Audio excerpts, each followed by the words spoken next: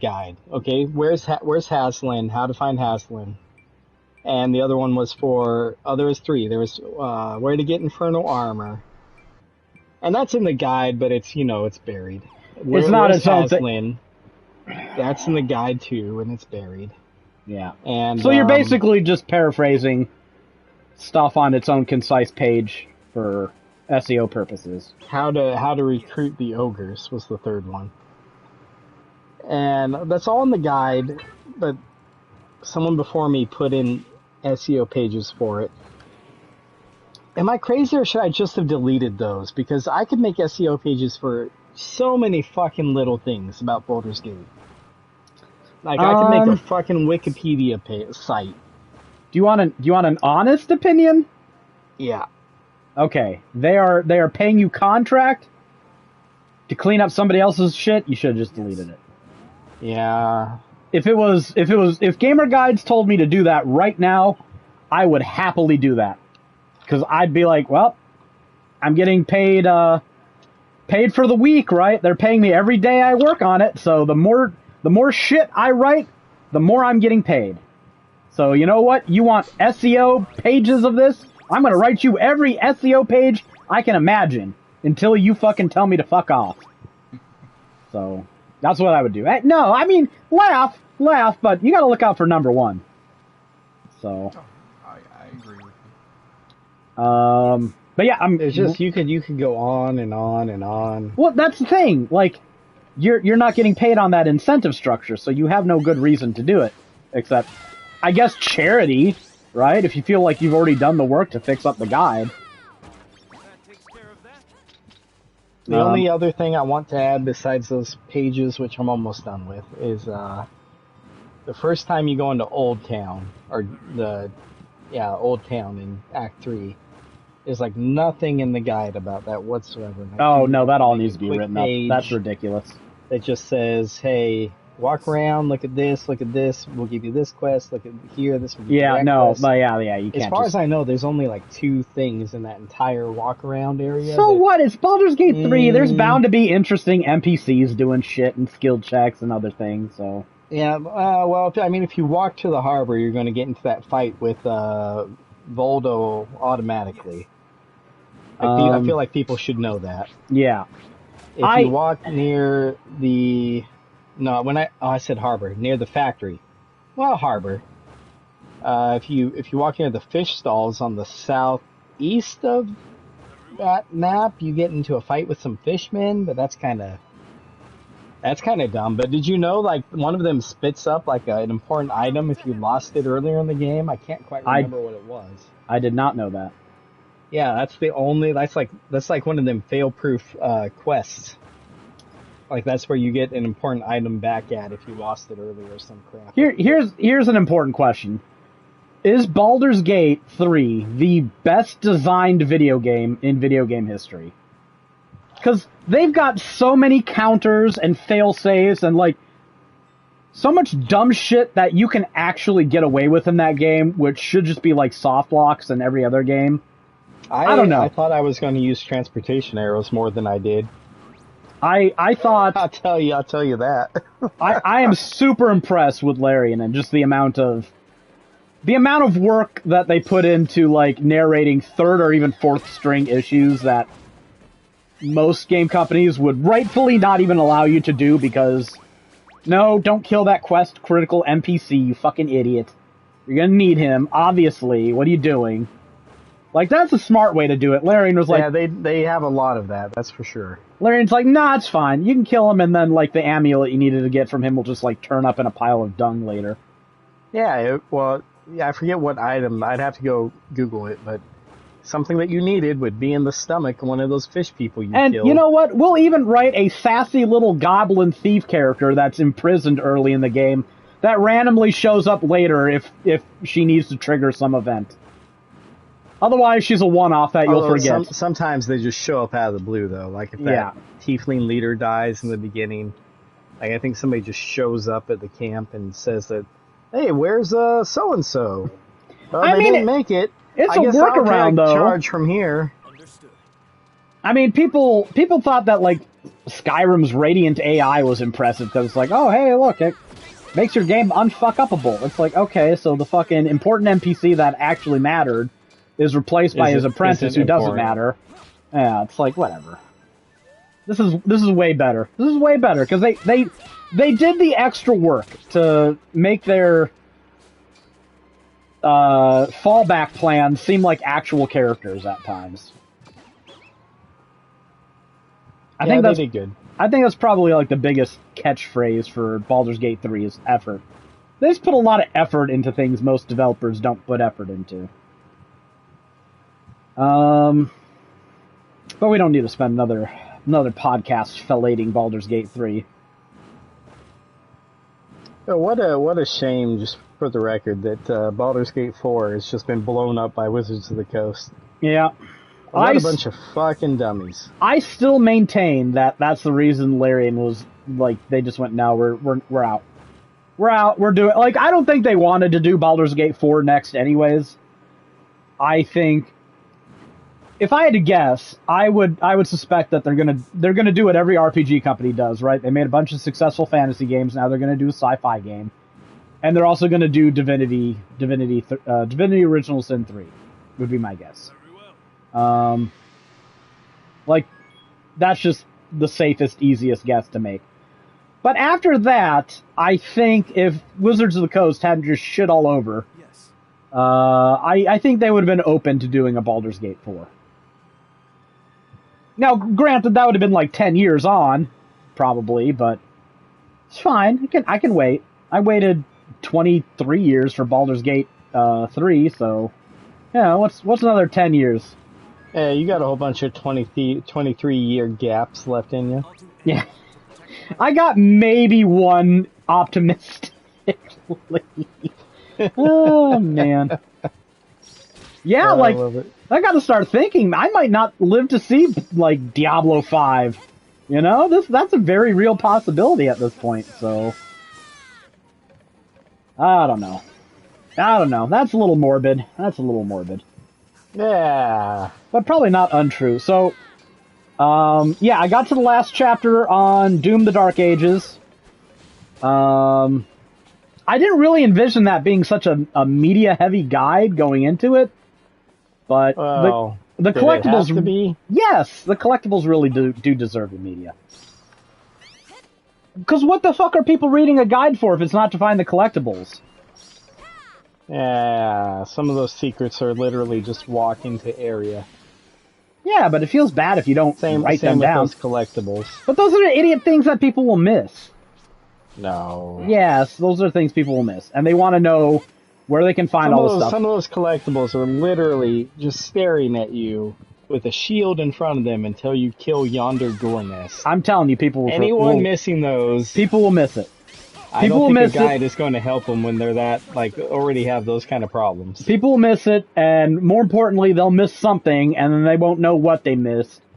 And, like, preemptively, people want to know, how do I find everything so I don't fuck this up? So I think the collectibles are really the only thing really worth talking about there. Except for... there was one page I did where you chapter 20, where you go through the whole level on foot, and then you ride the dragon at the end, and you get one Hellfighter that you need to shoot down for a challenge. Like, pointing out where that thing is going to be before it shows up. That's actually useful. So no, Thank yeah. God, you can restart from checkpoint with those things. Right. Like, how much of a bitch would that be if you couldn't? Well, I got that one on my first try, so I didn't have too much trouble with it. But I knew it was coming, so I was reading your text. So yeah, I think it warranted that much media. It's gonna have, well, it has 905 images in it right now, Jared. And it'll probably get to 9. No, sorry, I think I'm lying. I think it has 805, and it'll get up to about 860 is my rough guess right now. So. Because I don't have every, like, gold pickup screenshotted, but I have every collectible and every, like, gold chest, And if there's like a demonic essence, I get that in there. Sometimes there's encounters that are worth putting in there. Like you want to do something for that encounter where you get the berserk power up, and then you need to kill a whole bunch of demons as quickly as possible. So, but yeah, I think that's warranted. You know what guide I suspect won't be very media heavy? Final Fantasy Tactics. I don't think there's going to be a lot of purpose in saying move your guy here and then attack this guy and then move him. Like, yeah, that's a strategy worth writing, but do we need to put media in there for that? I don't really think so. I mean, there's the move find stuff. Yeah, I mean that'll be worth it. Oh, that move find stuff is... I don't know how you would find all that without a guide. But that'll probably be what the media is. Like, I'm not going to have to do, like, 3-stitched images to, go over here, hit this blue energy node, open this gate, and then go get this collectible. Like, there's not going to be any of that. Probably a view of the battlefield where the enemy positions are initially. Maybe something like if the reinforcements show them, yep. Or if a boss does, like, a particularly nasty attack or whatever, that can be in there. I'm not saying there's not going to be any media. I'm just saying, like, I could probably get away with 2 to 5 screenshots per battle in most cases. So, which, Greg, is hardly anything at all. That is soft green baby shit as far as media goes. What's media again? Yeah, right. So yeah, I'm going to go to a movie on Monday. So I probably won't be finishing that guide off on By Monday. movie you mean Dan to Dan? I mean Dan to Dan. Yep, Rebecca decided she wants to go. So I hate going to theaters. I've always hated going to theaters, but I'll put up with it because I only have to do it once every couple of years. That shit will probably be streaming on something. Yeah, it starts streaming early July. But we want to see it. It's an event, Greg. We get to go see Dan to Dan in theater. The first 3 or 4 episodes of season 2. Is that all that is? That's not like a special aside? It's basically what they did with those Futurama movies, right? They designed them so they could be cut up into episodes, but I think this is reverse, that they were designed as episodes that could be spliced together as a movie. That's all that is. It's just like the first 4 episodes of Dan to Dan season 2. So it's gonna start in the hot springs. It's gonna start with the hot springs molestation scene. Yeah. Which is what they know the people want, obviously. Which is what the people want to see. How old is she? Like 17? Isn't this crossing the line? I'm not sure. Oh no, she's definitely underage. She's definitely not legal, but it's Japan, I guess. What do you want me to say? Yeah, fair enough, I guess. It's like they get rapey at the beginning of every season. I think is going to be the standard they're setting, isn't it? Because the first episode was, pretty sus, and then they toned it down for the rest. Like they're doing a Game of Thrones, but it's 16-year-old cartoon characters, 17. I don't know how old she's supposed to be. Yeah, they're cartoons. Brute forcing password. Yeah. That's an uncomfortable segue. Oh, what? Oh, no, I'm trying out System Shock. I'm a hacker in an apartment who my laptop's just busy trying to brute force a password. Interesting.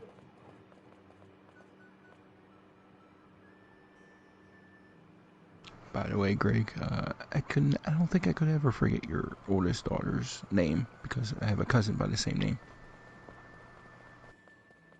Oh, that's good. Wait, Sadie? The one Nathan's forgetting is Sawyer. Sawyer, okay.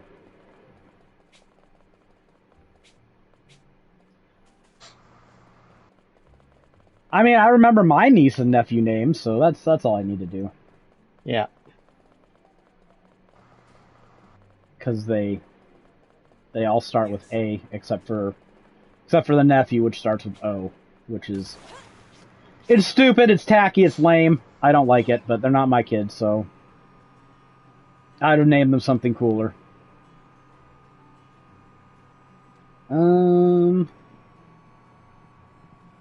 Oops. Get off here. So we don't have that much news, and we don't have a visual novel to pad our runtime with. So this might be a pretty short podcast. Which, whatever. It's supposed to storm in at 9 anyway, so that's fine. But I do want to correct the second thing. I think we've given Rebecca enough time. I want to move on to the Nirvana initiative starting as soon as this podcast is over with. Oh, so excellent. I don't know how the game is organized, but I figured we will play a bit next week and get to whatever counts as a stopping point. If it's separated by days, we can do that again, which would be the ideal way to go about it. But I don't know. But Nirvana initiative. Go on. Don't know how it's sorted either. We'll figure it out. Yeah. But Nirvana initiative, Greg, the leash is off, so feel free to go start that up. I'll try to get playing it on Wednesday. Looks like 2 routes and chapters. Okay. Only two routes? We just had 5. Yeah. What a downgrade. I mean, there might be more, I don't know, but I'm just looking at the Neo Seeker's guide. I mean, maybe the routes are longer, who knows. But whatever it is, we'll get through it. We'll sort it out. So I told Rebecca, because she's sleeping right now. I told her, when you wake up, you should play some AI Somnium Files, because we're about to move on. Think we waited long enough. Time to go get another platinum, right? Yes. Yeah, especially since we don't have to write for it. Yeah. Speaking of platinums, I should have 1 tomorrow. Fantasy Life? Yeah.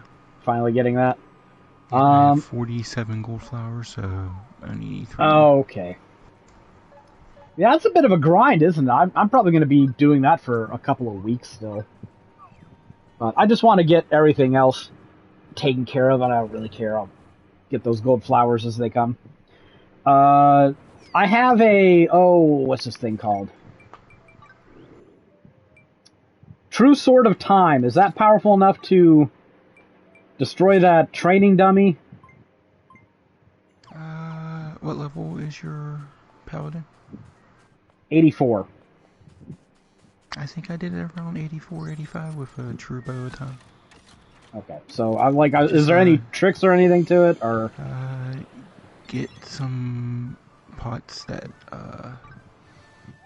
up your power or attack power and maybe crit.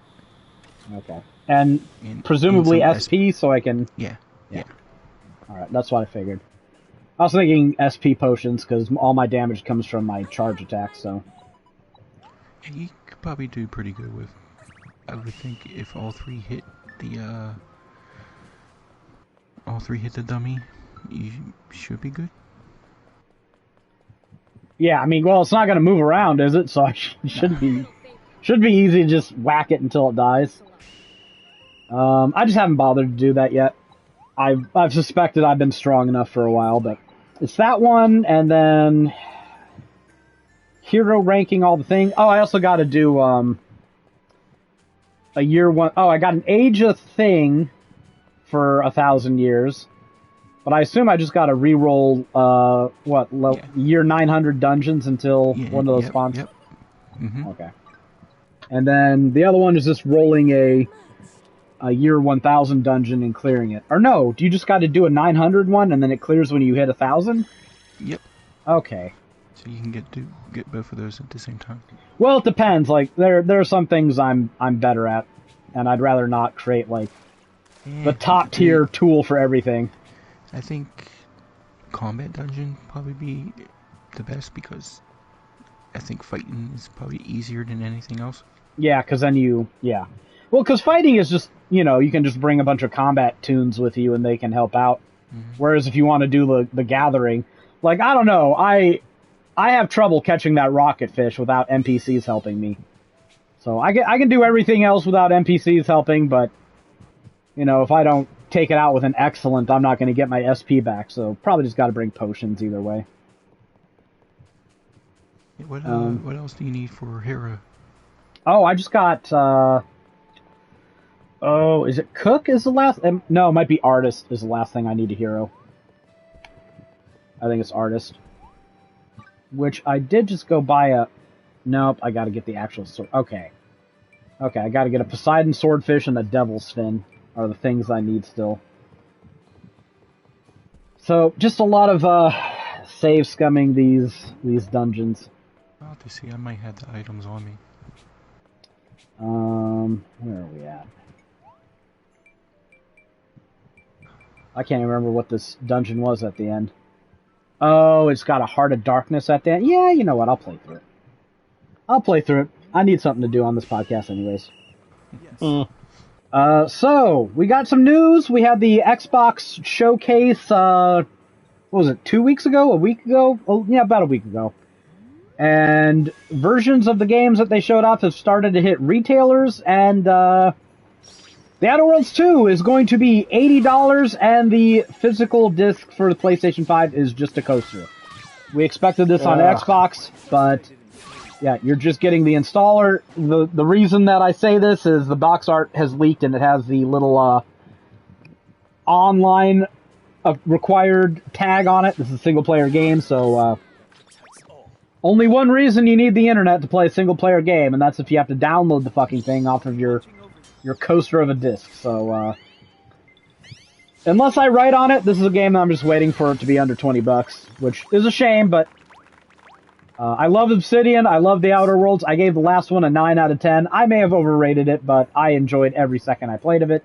It was very fun. I enjoyed it. I enjoyed it a ton. Was it a little too simple? Yeah. Do Obsidian games kind of need more duration so they can really get complicated with their storylines? I think they're like the one exception. Like, most times I'm like, make your game shorter. Alright, but Obsidian, I think they're the ones who really benefit from those 60 to 100 hour games, and The Outer Worlds was a very fine 40 hour game.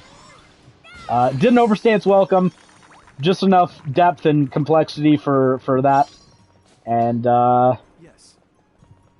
yeah, so I enjoyed it a whole bunch. But I will not be paying $80 fucking for a coaster. It's just not on the table. Yeah, that's not in me. So, I would much rather go play, I don't know, Tales of Symphonia 2. Right, that's the thing. Disc. As much as I love Obsidian and The Outer Worlds, I've got so many games I could play, especially games made by companies who aren't going to disrespect my rights as a consumer, that I can play instead. I can play... You know how many Trails games I need to play through? Literally all of them except 0. So, Greg's on a bit of a... We'll never be hurting for games to play. No, probably not. I could probably die with this library of games I have. But Greg's on a Tales kick. I think I might go on a Trails kick. Like, I want to play a Resident Evil game. I want to actually get at least 2 Resident Evil games under my belt by the end of this year. 2 and 7 are the ones I'm targeting right now. We'll see if I can pull that off, because you know how slow I am. But those will be something I try to find time for after I'm done with these guides that I'm currently working on. And I say that, but there's a good chance I'll be working on other guides, so who knows. It could become an infinite rabbit hole of, well, maybe next week. But that's a good problem to have. And I might try to slip some, like a Trails. Like, I feel like I should probably beat a Trails game this year. Another one. Maybe I'll do, what's that one? Azure. Because that's the sequel to 0, so I might as well. But, speaking of Trails, Trails in the Sky First, or whatever, the remake they're doing for the first Sky game is getting a Collector's Edition and a Steelbook Edition. I'm a little iffy on the Collector's Edition. It is, content-wise, kind of everything I like in a Collector's Edition.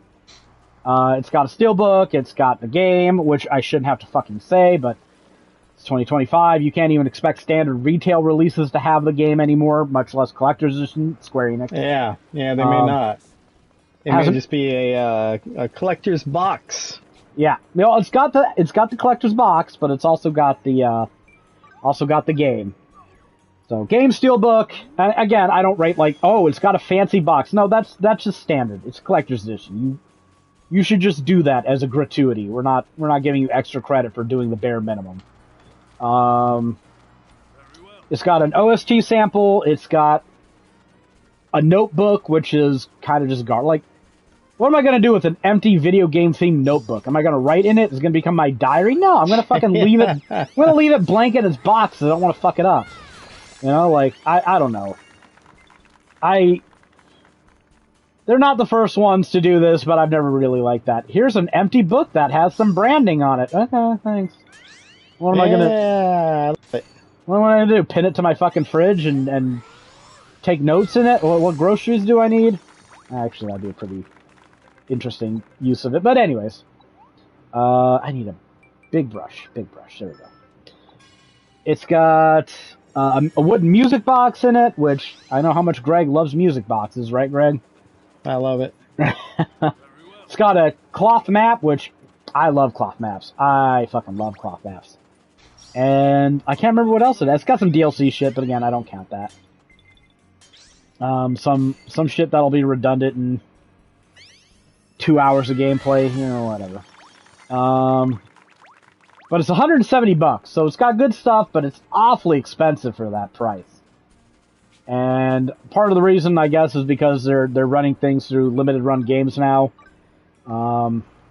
Miss the days when you could get those Trails limited editions from Nisa for 100, 120. I think I still have one on pre-order, so I'm not sure why this one is so weird. I know that they've got like Gung Ho Games publishing it or whatever, whoever that is. Yeah, they're the new translators, right? So maybe it's a them call. They just don't want to give us the same price and quality that Nisa did, but whatever. Gung Ho is they localize the Grandia games.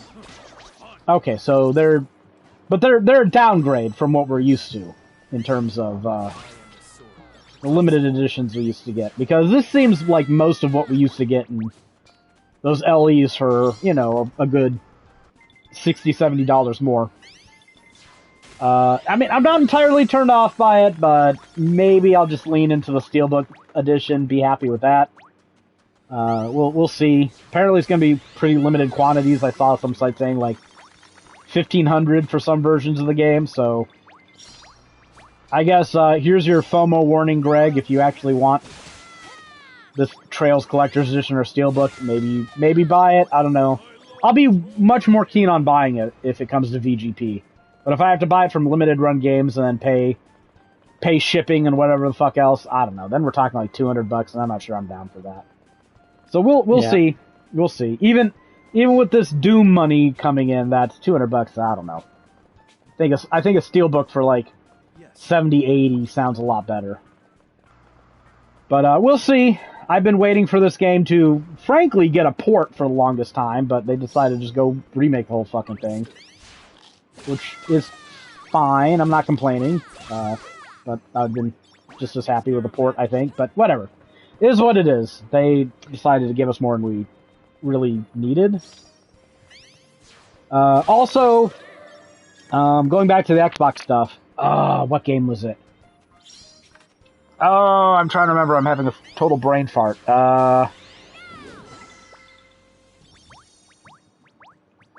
Big Xbox game coming to PlayStation. I know we talked about the Outer Worlds. Big Xbox game. Gears? Gears is one I want to talk about. Actually, Gears is amusing. A big Xbox game coming to PlayStation. Yeah, it's funny because I see people talking about that on social media, and a lot of fucking people are like, RIP Xbox, and it's like, I don't think a 20-year-old shooter, even if it's one I really liked, is going to change the balance of power. I mean, one, Xbox is already getting thumped by PlayStation anyway, so, like, what's really changing, right? And two, like, I don't think Xbox is losing that much if PlayStation gets Gears 20 years later. Just like, you know what? Yeah, well, that's kind of true. If here's the thing about the console war shit, like, it doesn't matter what games are on Xbox, I'm going to prefer PlayStation as long as I can get physical copies on it.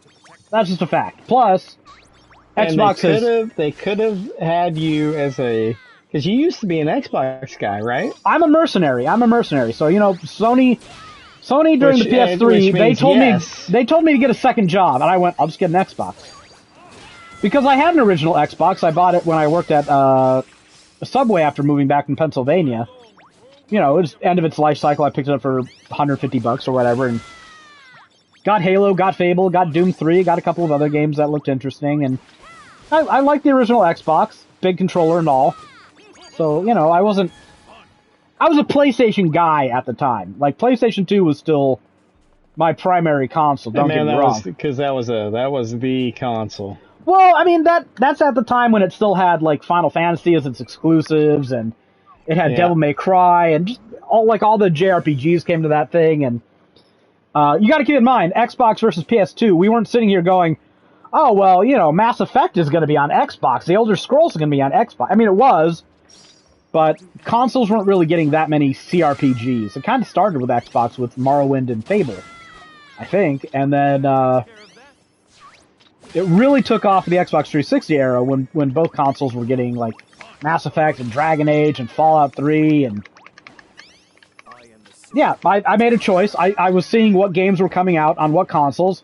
Final Fantasy 13 is coming out on Xbox. All right, well, that's one less reason I need a PlayStation 3. Devil May Cry 4 is coming out on Xbox. Well, one less reason I need a PS3.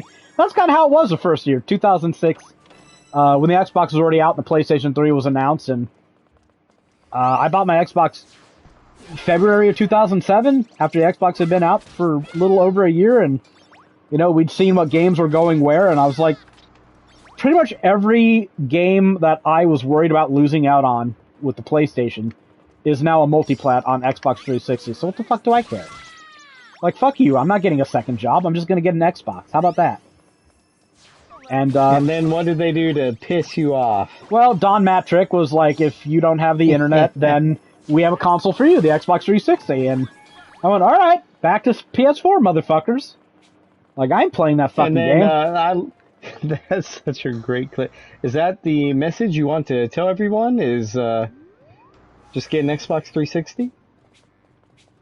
That's a bad message to tell people.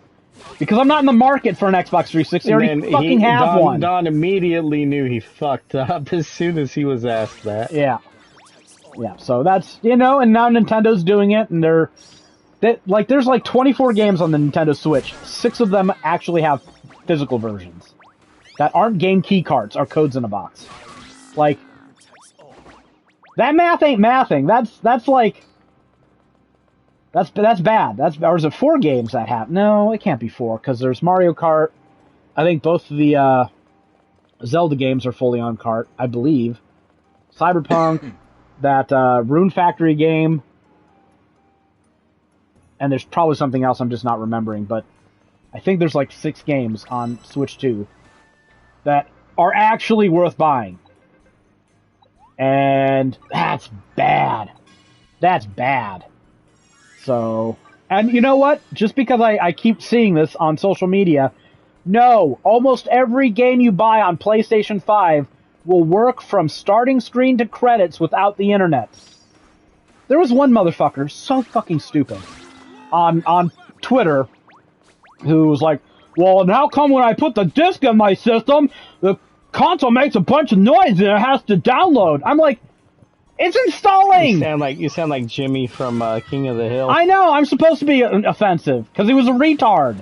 It's installing, you fucking muppet! Do you not know what that noise your console making is? It's the disk drive spinning as it installs the data from the fucking disk! Settle down. Good God!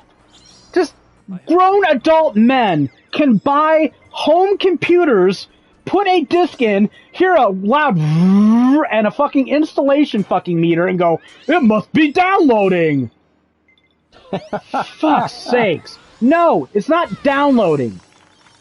It's installing from a disk. You remember back in the day when we had 5 1/4 floppies and those things actually flopped if you fucking shook them? It took 4 hours to install Pool of Radiance on my dad's Tandy 1000. I can assure you, it wasn't connected to the internet. Games take time to install from disk. It's just a thing. So, Now, I'm not going to stand for the PlayStation 5's physical capacity too much, because some of the games that are on disc, they're not in the kind of quality you're going to want to play through a whole. Like Kingdom Come Deliverance 2, it supposedly plays from start to finish without connecting to the internet, but it doesn't. You're going to want the patch. You're going to want the patches. Better performance, like less glitchy lighting effects. It works, but works is not the highest of bars. So, but yeah, I'm sick of seeing that bandied about on the internet. No, most physical games on PlayStation 5 are not coasters. They're the full game. They're fine as far as like ownership goes. So, well, this System Shock remake is really fucking good so far. Well, it's a remake of a really good game. I never played System Shock back in the day. Oh, okay. I feel like I would say most people didn't, but what the fuck? No, most people didn't. It's like most people probably didn't play the original Deus Ex back in the day, but now you go ask around the internet, everyone fucking did, right? Inspirations, she wants a sturdy brush. Okay, gotcha. Because Shodan seems like she should be a classic villain, classic sci-fi villain. It should be. I mean, she is in some circles. Greg, who's the best villain in video game history? Oof.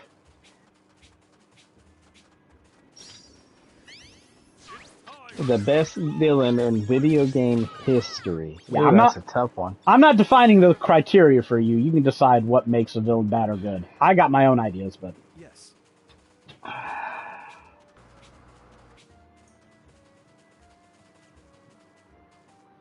I want to think of villains who just come back again and again and again, and my mind is going towards like Sigma and Dr. Wily and those type of characters, but they aren't. Like their writing and motives are not good. It was too early. They do like Ganondorf, like they all come back and again, but I mean anyone who says Bowser or Ganondorf, like what are you doing? I think that kind of just makes the villain and the protagonist look incompetent when the villain keeps coming. Like, double tap that bitch. What are you doing? Why does he always got a way out? Somebody needs to get off their ass and finish the job, right?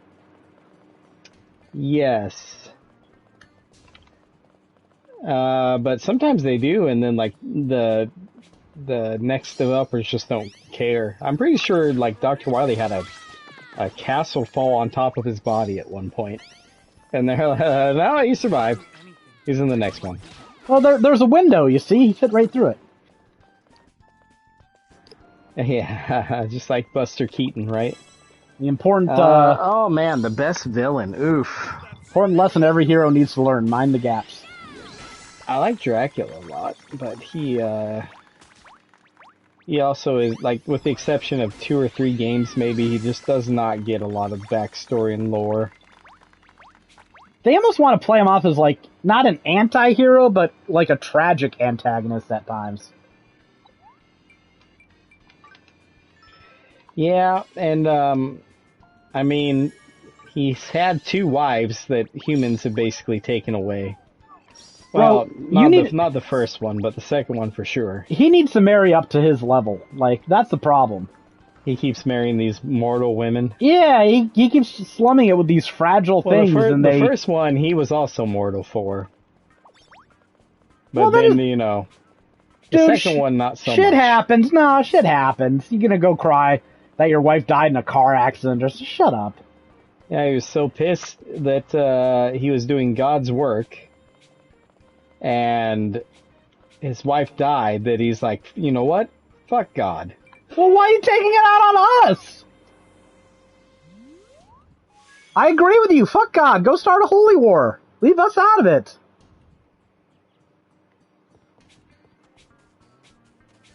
Yeah, these zombies in this space station are interesting. For my money, the best video game antagonist is John Irenicus from Baldur's Gate 2. Obviously, it had to be Baldur's Gate 2, right? But Yeah, you're biased. You're he biased. You're definitely he biased. he fits a lot of my. He checks a lot of the boxes. He shows up early in the game, right? I don't want like an Ultimacia antagonist who's just like, oh, by the way, it was me behind the curtain the entire time. Well, I don't give a fuck about you. You weren't the antagonist most of the game. But I kind of Yeah, was, but you didn't know about me. that automatically disqualifies any villain in Yeah. my mind for best video game villain. Like if you show up at the beginning, you have a much better chance to be an impactful villain. Yeah. He shows up. What about Sephiroth? He's not at the very beginning, but The he shows biggest. up often enough, I think. No, he's fine with that. They mention him. They mention his name like at the end of the first reactor, like and then you don't really see too much of. You get the little tease about like he stabs President Shinra, and you see the Genova stuff. So I think they thread that pretty well, where they've got they're giving you a little, and then you do the whole Nibelheim flashback, and then you get oh, okay, yeah, this is a bad guy. So I think they kind of nail that. Honestly, they build it up, and then they make a reveal of the villain before it gets too far in the game, and then you're chasing him, and he only shows up here and there. But when he shows up, when he makes screen time, it's kind of important. Except for that one time he shows up in the basement of the Shinra mansion, and just throws a piece of material at you, like, "Hey, catch, bitch." It's like, okay, well, we probably could have cut this encounter because this one wasn't super necessary. You know what I'm saying? I shouldn't have done that. Now I'm going to get less drops. Yeah, that was dumb. That was dumb. Oh, well. But John Irenicus shows up early. He does nasty things to you and your companions, characters that you played with the entire first game. He kills Jahiro's husband. Oh! Greg, no! Come back! It dropped Greg. Or dropped me. Yeah, it dropped Greg. Okay, better him than me, because if it's me, it derails the whole podcast. He kills Jahiro's husband. There's some implications with MON, but I don't want to go too far off field here. And experiments with you, and then he constantly shows up in your dreams periodically as you're responding to some of the actions he takes, and he's like lecturing you on your evil fucking powers, your bloodline, and it's just cool shit because it's a very eloquent villain who's got a very nasty personal interest in you, and he's really fucking strong and smart and compels you to do things you don't want to do. But the best part about Irenicus as a villain is when you catch up to him, he catches you in a trap, he does some bad shit, and then you can it's a CRPG, so you got dialogue options. You can go on a rant saying that you're going to kill him and you're going to get your revenge, and he's just like, no, you will not. You will wither, you will die, and I'm done with you. And it's just like, oh my god, I wasn't prepared, teenage me, playing this game, for how much it would make me want to kick this guy's ass, for him to not fucking ham it up as a villain, be like, nah, I got what I wanted, I don't care anymore. Goodbye. It's like, you fucking cunt. I love it. And then, you go interfere with his shit, and you make him realize that, yes, you are indeed a threat, no, he's not gonna get away with everything he's done without, he's gonna pay a price. He's gonna pay a price. And you fuck up his plans, and then he finally has to take you seriously, and it's a good dynamic. It's a good antagonist-protagonist dynamic, and that's what I really like about it. So that's why John Irenicus is my number one video game villain. Way better than Kefka, Jared. Infinitely better. Hey, I mean, Kefka's still a pretty good villain in my opinion. I mean, he's there early and he does bad shit.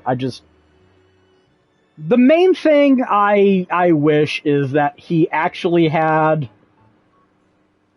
a real goal.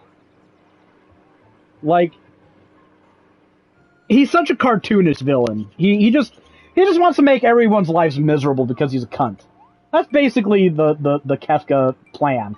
Is I'm a cunt and I'm gonna make everything bad for everybody because fuck you. And he was crazy from having experiments run on him. They should have played into that more.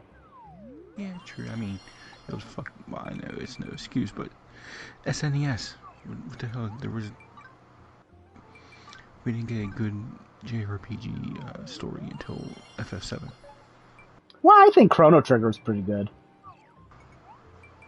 They definitely had more freedom to flex on some points than on the PlayStation 1 than they did on Nintendo. But Bouldergeist? I don't want to kill Bouldergeist. That's lame. I'd like if they do a Final Fantasy VI like HD 2D remake. I would actually be pretty keen on them fleshing out a lot of the backstories. Like, that's what I want. You play something like Octopath Traveler 2, and it's like, alright, it's okay to go in depth on some of these characters. Like, I want to know more about the past between Celeste and Kefka, and how their exposure to magic tech fucked with them, and stuff like that. I'd like to see that fleshed out more. I get it. It's the SNES. You were limited into the amount of stuff you could cram into a cartridge, so I'm not faulting them too much, but there's clearly more story that can be told there. So, if you get the opportunity to tell more story there, tell more story there. Right, but the big thing about the Xbox show, like, that I'm not certain about right now, Gears of War, for some reason, does not have the online play required tag on its cover. And that might mean something, or that might mean nothing. It might still be, the disc might still be a coaster. But we don't know yet. And maybe there's hope. To tell. It's hard to tell. We probably won't know until launch. I'm hoping against hope that it's actually an actual game. But if it is an actual game, I think I saw PNP selling it for like $37. Like, that's kind of a no-brainer in my opinion. Like, that if it's all on disc and I can play like the entire campaign for $37, yeah, sure, I'll do it. I'll do that in a heartbeat. So again, wait and see, but I'm holding out hope, even though Microsoft has spent the last 2 years effectively shitting on physical media every chance they got. So I probably have no justification to be optimistic or even hopeful, but I'd really like if they didn't fuck up this Gears of War release. I mean, I'd like if they didn't fuck up the Outer Worlds 2 as well, but I know it's going to be a lot bigger, but the Ultimate Edition, which was what? The remaster of on Xbox One, was 44 gigabytes. Will it really be that much bigger, though, do you think? Well, it will have 4K, I think. Didn't the Xbox One? I don't know. Because, like, it's not like 4K didn't exist last gen. Didn't the Xbox One have, like, a higher-end console, too? Yeah, it had the Xbox One X. Oh, okay, that's where they came up with that stupid naming convention. Yeah, I mean, but it's like, they should have, like, how much better are the textures going to look on, the Xbox Series X, PlayStation 5 compared to the Xbox One X? Like, can't imagine it's going to be that much. And, like, a lot of that stuff should be native, right? They just downscale it if they needed to for performance, so you'd think, like, 60 gigabytes tops would be enough, right? They're not putting these on discs because they just can't cram all the game on there. Like, these are 100 gigabyte Blu-ray drives. Greg, did your power go out, or what happened? He's on Twitch complaining.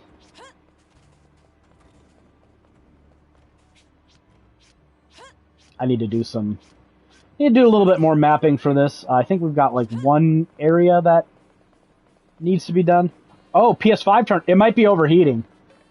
I don't know if you vacuumed it anytime. I know you got that dog now. I don't think he sheds as much as his corgis do, but might be dust in it. You might have to just like run a vacuum along the top vents, maybe pop off the face plates, and they've got like they've got little catches inside beyond the top plates that'll collect dust and debris, and yeah, could be overheating. I've had my PS5 overheat like 2 or 3 times when it just shut off. So, I mean, I try to look out for that now because I know how fast this corgi hair accumulates. Oh, you sprayed air on it? Yeah.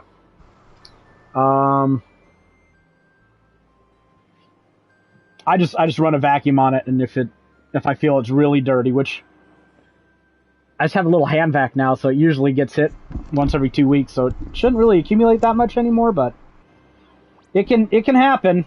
I'm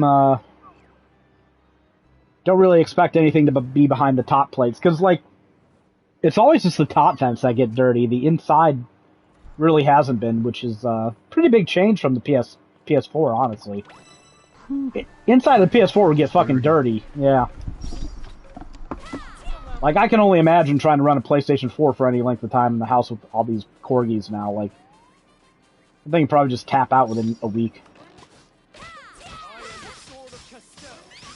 So where do you go to farm Treasure Grove saplings? Viridia Plateau. Oh, do you just get that one that's up on the cliffs? Yeah, and I just use the gate to go back to another area and go back real quick. The gate? There's something I don't know about. Because there's one that always spawns on Shroomhaven, and then there's one that... What's this? The teleportation gate in your menu. I don't think I've ever used that. Oh, it's fucking good. Okay, so... Teleportation gate. Okay, and I can just go back with it? Yep. So I can just spawn up here on these cliffs and chase the thing down, and then... Yep. So how do you go back through the gate? Yeah, no, Greg, this is like hour 200. Hour 90, no, this is way worse. Do I just select the teleportation gate again? It takes me... Oh, it does... Oh, my God. Holy crap, that's really stupid. Okay, I legit didn't know about that. I would just fast travel. It's like one of the best things in the game. Well, that should be a page. How to not be an idiot and teleport. Can you do that in dungeons too? Yeah, you can go. It always goes to Ginormos here, and it always goes to one other area wherever you were, and the past or present. Wow. Man, that's dumb. I feel like I should have known that. Oh well, it's not like I'm writing a guide for this or anything. You know what? You know what? You get what you pay for. That's what I'm saying. You get what you pay for. Give us your gamer card. I don't think it's worth anything anymore. Oh, no. Don't mess with them out. Alright. We got some more bad news on the physical front. NIS America will release strategy RPG Disgaea 7 Complete exclusively for Switch 2 in the West this fall. This was announced... I know we talked about this a week or two earlier, maybe. We didn't know it was Switch 2 exclusive. What's even worse is the Switch 2 exclusive is a game keycard. So, Nisa, breaking with tradition here and selling a $100 edition of the game that does not actually include a real physical copy.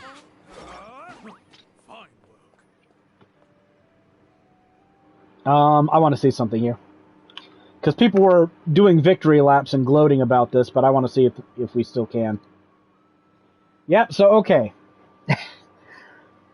People were posting screenshots of Disgaea 7 Complete for the Switch 2 on the Nisa store, and Nisa has a nice little stock tracker. I don't know how accurate it is, but it's a smart little FOMO device. They got that fucking printy over there. Plenty of stock, dude! And this thing has stayed at 100% stock the entire time. And it's been a little bit of time that this has been up on the store now. And granted, these things don't usually sell out that fast. Like, I don't think there's a tremendous rush to go get Disgaea 7 Complete on the Switch, even if it was a physical cartridge. And I think they only record certain increments, like 75, 50%, etc. But the fact that this hasn't moved any, like, hasn't even sold a quarter of its copies, nobody wants this shit. Nobody wants this shit. And I'm looking at sales figures for games like Rune Factory on Switch 2, which is outselling Elden Ring by a factor of like 4 to 1 physically. And by physically, I mean Rune Factory has the actual game on cartridge, and Elden Ring is a game keycart. I don't know. That's kind of suggesting to me that people don't like this game keycart shit. And they shouldn't. It's a giant scam. They're codes in a box. Oh, but they have resale value for now. Okay, yeah, well that goes out as soon as Nintendo cuts off the servers, so...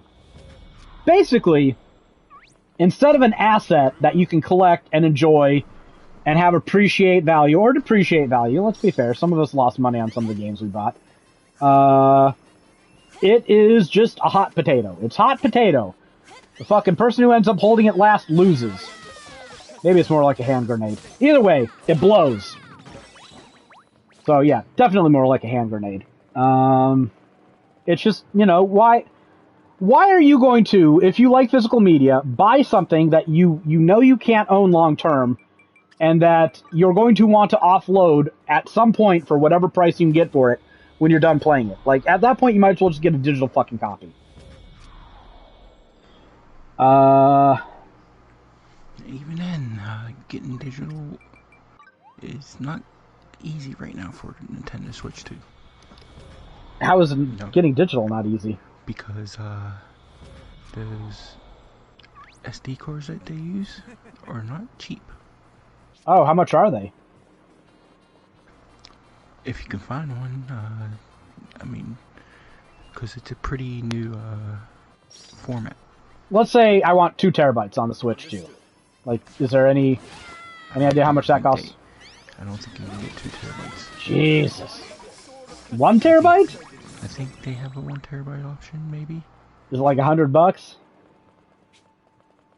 Probably a lot more than that. Oh, Jesus. Okay, I gotta look this up now, because I didn't even know this was that big of a... Like, it's an SD card! How are you fucking this up? How are you making the Vita 2? I know this thing has sold crazy amounts, but they have apparently been stockpiling this thing for a while now. It doesn't seem to have supply shortages. Oh, hold on, let me... Like, it's about $200 for 1 terabyte. No, that doesn't work for me, dog.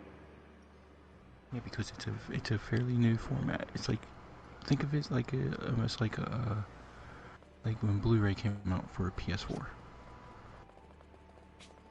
Well, yeah, but I wasn't willing to pay $200 for a goddamn Blu-ray. Oh yeah, I mean, yeah, of course, but I mean, discs were a lot cheaper to produce. Yeah. And that's why people are thinking that there's a lot of game key cards. I just think Nintendo's cheap fucks, honestly.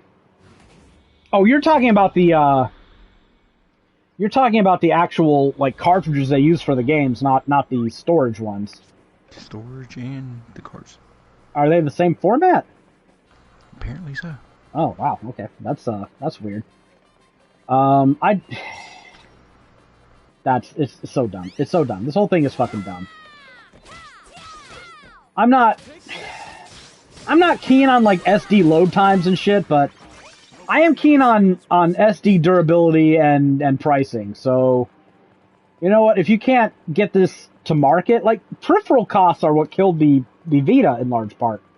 And Sony abandoning it, but, you know, kind of a chicken or the egg thing there. Like, did Sony abandon it because no one was buying the fucking thing because the peripherals cost too much? I don't know. You could make that case. But I'll tell you what, I'd be very, very pleased if Switch 2 sales, I know they got like 3.5 million in like a week or whatever. I'd be very happy if Switch 2 sales just stagnated. Just stagnated. Because I'm actively, like, call me a petty bitch, but I'm actively hoping they do. I'm actively hoping that they stall around the 10 million mark. where all the fucking diehard losers who just, they gotta have the new tech, they gotta play the new copy-pasted Mario game.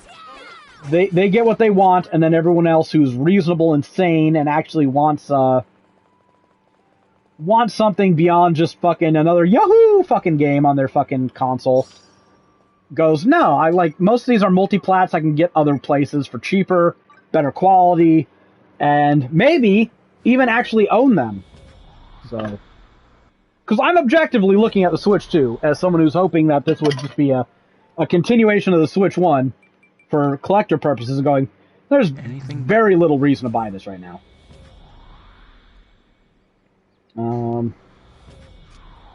But yeah, I don't usually actively root for the demise of a gaming company or product, but I'm actively well, that's not true. That's become remarkably more common since like all this cloud gaming shit started, and you don't own your shit and blah blah blah. No, fuck you. I think it's fair. If they want my ownership to fail, I want their fucking company to fail. How about that? That's fair.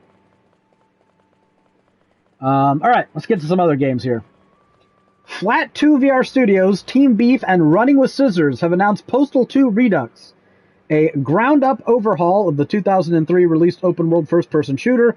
A Kickstarter campaign will launch this summer. Targeted platforms include PlayStation 5, Xbox Series, PlayStation 4, Xbox One, Switch, PC, Mac, and Linux, although the final platform lineup will depend on each storefront's paperwork and how many stretch goals are achieved. Oh boy, I would not support this Kickstarter. Like, I've seen the Civi videos on this game. They look like dumb fun, but buggy as shit. I would be surprised if these games worked in any reasonable capacity at launch, no matter how much time you gave Running with Scissors.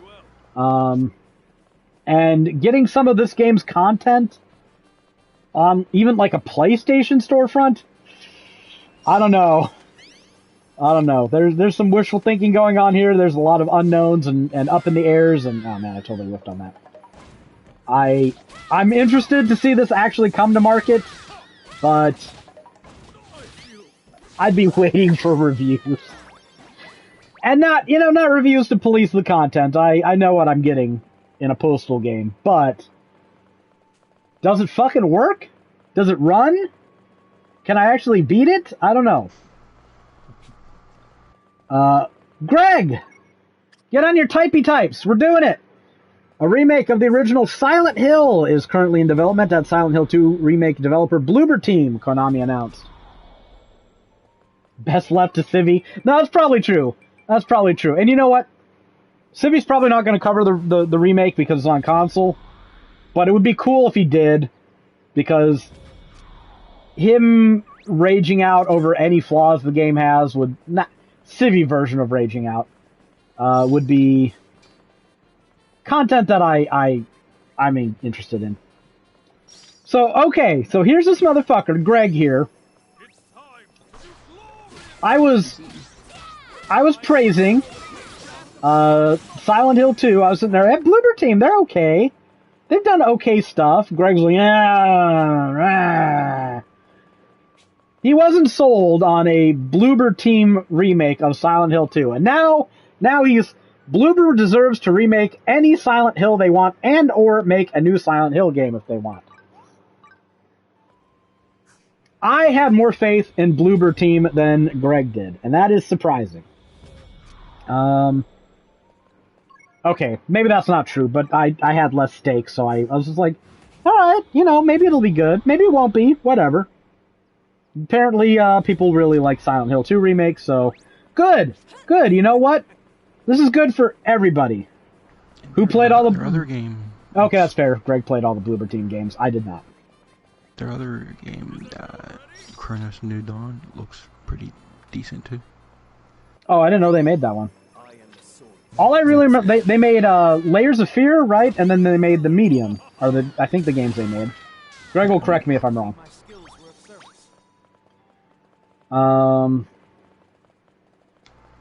I mean, this is good for everyone. Like, Bloober Team gaining massive credibility as a horror game developer of quality right now. And of course, the money from making all these. So if they decide to do something of their own in the future, they get to hang their hat on that. And gamers are finally getting more Silent Hill because, God forbid Konami actually fucking do it. And I guess, unfortunately, Konami's also getting money out of this. I was going to say, I don't trust Konami. Okay, but to be fair, they're at least doing something with it, right? Yeah.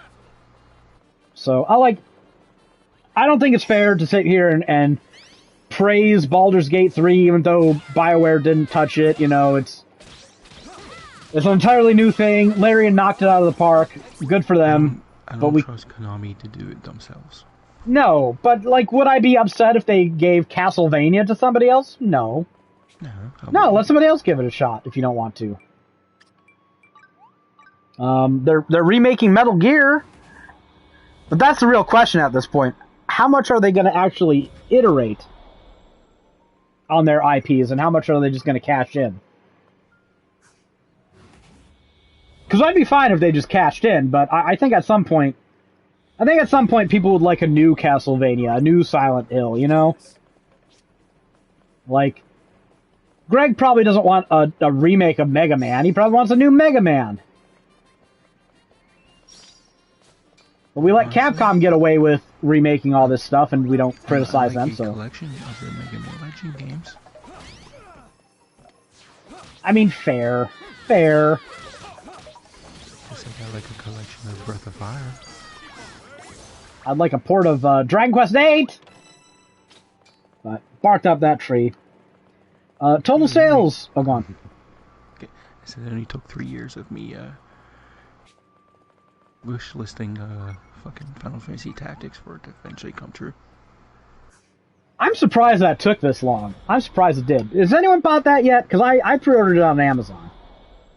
I did not. They don't charge yet, so it's kind of a safe pre-order, and you can cancel anytime with Amazon. I just you know what? I really want this game, and I haven't seen Best Buy list it with a steelbook or anything. So I'm going to secure this poster that Amazon has. It's not a great pre-order bonus, but I want to buy the game full price. And would I rather have the poster than not? Absolutely. So risk-free pre-order right now, and I'll sit on it. And you know what? If no one else has a pre-order bonus, then I'll just keep the Amazon pre-order. It'll be fine. If someone else gets a different or better pre-order bonus, I'll get that. So seems kind of safe right now. Seems kind of safe. Total sales for Slow Life RPG Fantasy Life I, The Girl Who Steals Time, has surpassed 1 million units. Publisher Level 5 and developer Level 5 Osaka announced. Considering the current sales momentum, Level 5 says it expects the title to surpass 1 million units sold within June. Is that just 1 million units shipped? I think it might be shipped, and Sal just left that word out. You got to imagine 1 million sales for this game is pretty good for what Level 5 probably expected. I think they would have been pretty happy with half that, but who knows? Level 5 likes to, let's say they like to shoot for the stars sometimes. They're not like Square Enix, a game only sells, 3 million in a week, and they're like, we expected 10 million. But, whatever, it's a good game, so I'm happy it's selling. And maybe in another 10 years, Jared will get another Fantasy Life game. I mean, that's the thing. Is it selling well because there's just an appetite for it because there hasn't been one in a while? It's a nice, cozy, addictive game. I think it launched at the right time, and I think, like most of these types of games, they're benefiting great. That's the thing. We should probably look at this as a criteria for gaming greatness. Stardew Valley didn't just sell a lot for itself. Stardew Valley reinvigorated this entire genre. Stardew Valley probably sold, 25, 30 million units on its own? And then probably sold another 10, 15, 20 million units for other people's fucking farming sims just by getting people interested in it again. A million here for this game, a million there for that game. You don't think that they contributed hundreds of thousands of sales to some of these games? I think they absolutely did. I could be wrong. According to the internet, the 3DS Fantasy Life game sold about 1.1 million. But this is going to do that in a month. Yeah. So. Well, I mean, that was also on the 3DS only. This is on 1, 2, 3, 4. Well, that's true. Putting on everything will make it sell better. We'll see. We'll see. It might do 2 million sales by the end of the year. So, and then they'll put it on Switch on a game key cart, and it'll sell another 5 copies. And then I will laugh at them. And this is actually the last bit of news we have. Again, not a busy news week here. Atelier Wrestleriana. I'm going to call it Wrestleriana. The Red Alchemist and the White Guardian will launch for PlayStation 5, PlayStation 4, Switch, and PC via Steam on September 26th. Publisher Koei Tecmo and developer Gus announced PlayStation 4 version will only be available in Japan. That's fine, whatever. PlayStation 5, I'm getting it on my system. I can live with that. This is the mobile game that they announced. The protagonist has like some ugly ass rat tail. That's the only thing I can really remember about it. This is based on the world that was a mobile game first. Oh, so it's not the same game? It's just based on it? Yeah. Okay. I'm slightly more interested then. I still haven't bought Yumiya, so like, you know, once that goes down to 40-ish bucks, 35 hopefully, then maybe, but not super keen on this one, but it's another game that I'll put on a wish list, track its price, and if it's cheap enough, I'll buy it. Maybe one day I'll have money to buy games. I mean, if I can actually get Final Fantasy Tactics, and I mean, I guess I don't need the Outer Worlds anymore, so that's a load off. Final Fantasy Tactics, Gears of War, and Trails in the Sky first. I'll be pretty happy. That'll be pretty good year. So, don't need too much money. Don't need too much money for that. Just, yeah, I mean, hopefully I'll be working 3 weeks out of every month at Gamer Guides, because, you know, still do need that fucking money, but whatever. The fund budget has decreased significantly, but that's okay. I only need 3 games. Those 3 games, I'll be happy. Speaking of fun money and being wasteful, some of my Magic cards came in. They weren't supposed to arrive. I think they came in on Friday the 13th. And I was like, oh man, Street Date's not until the 16th. Apparently pre-release day is the 13th. And I'm pretty sure that I still wasn't supposed to get anything until the 16th. But there were some cards out in the wild if you went to like pre-release events. So that's probably... Somebody probably messed that up, is what I'm guessing, but I opened my my fat pack, and the best card I got out of it was a Buster Sword, which is going for about 35 bucks right now, so I more or less broke even between that and some of the other rares I got, but there's so many good cards in that set that you just want to have as like part of your collection that's like, could really use some more of these. Rebecca opened hers. She got a bunch of equipment. She's pretty happy. She got an Eris card, too, so, there's a lot of cool cards in that set. A lot of great flavor. I think, Magic, Wizards of the Coast really did a good job with that set. And, it's really tempting me to buy a booster box, but we'll see. We'll see. I got all those, Commander boxes coming in. And so that'll be fun to play with those. And we'll see how much my appetite is after that, but I'm pretty happy with this set so far. I wish they still sold these sets like they used to. Like back in my day, when you would buy Magic cards, right? You would just like you'd have 3 buying options. You'd either get a fat pack, which is a nice thick cardboard box that has like I think it used to be 9, but now it has 10 booster packs in it. It has some lands and it has some other standard cards in there. And then, like I said, the 10 booster packs and some other stuff. They usually have like a dice in them. And that's pretty good value. I mean, it used to be better value when they only cost like 40 fucking bucks, but you know, it's still 60 bucks. You're getting a bunch of cards for it. You're getting a lot of the flavor of the set with that. And it's not a bad start. Like even if you don't, even if that's not all the cards you want, it's still kind of a nice box to have to store everything in. And then they'd have like a booster box where it just had like 30 booster packs in it. And, you know, you go to a gaming store and they just have that flimsy cardboard box with a bunch of packs in it. It's that. It's a display for a storefront. And those used to be like 120. Now they're close to 200. So that's a lot harder to stomach. And then you could just buy the individual booster packs, which I tend to not do. If I'm in the range where I'm starting to feel like I should just buy booster packs, I'm just going to go buy the card itself on eBay and not gamble for it, because that just... the odds are not in your favor. Now they have like collector packs and shit like this, and they want to sell like 3 different art variants for every card. You used to just have the normal card, then the foil. I mean, I used to play Magic before they even had foils, but whatever. They've had Magic and the normal cards and the foils for the longest time. And now they have cards that have like most of the border art removed, so it's, you know, like a full art card. They have a half art card. They've got alternate art cards, and different versions are rarer than others. So now they want you to go buy like a collector box or a collector booster to have a better chance of getting the rarer alternate arts. And it's like, can I just buy the fucking cards? Like, do we really need to complicate this with like 3 different fucking arts for each fucking card and then a fucking foil? And just come the fuck on. Like, can't it just be simple? Can't it just be simple again? And it's extra annoying because you get a card and you're like, oh, I wonder what this was. You look it up online, you gotta go, no, it's not foil. No, it's not half art. No, it's not full art. It's, you know, whatever.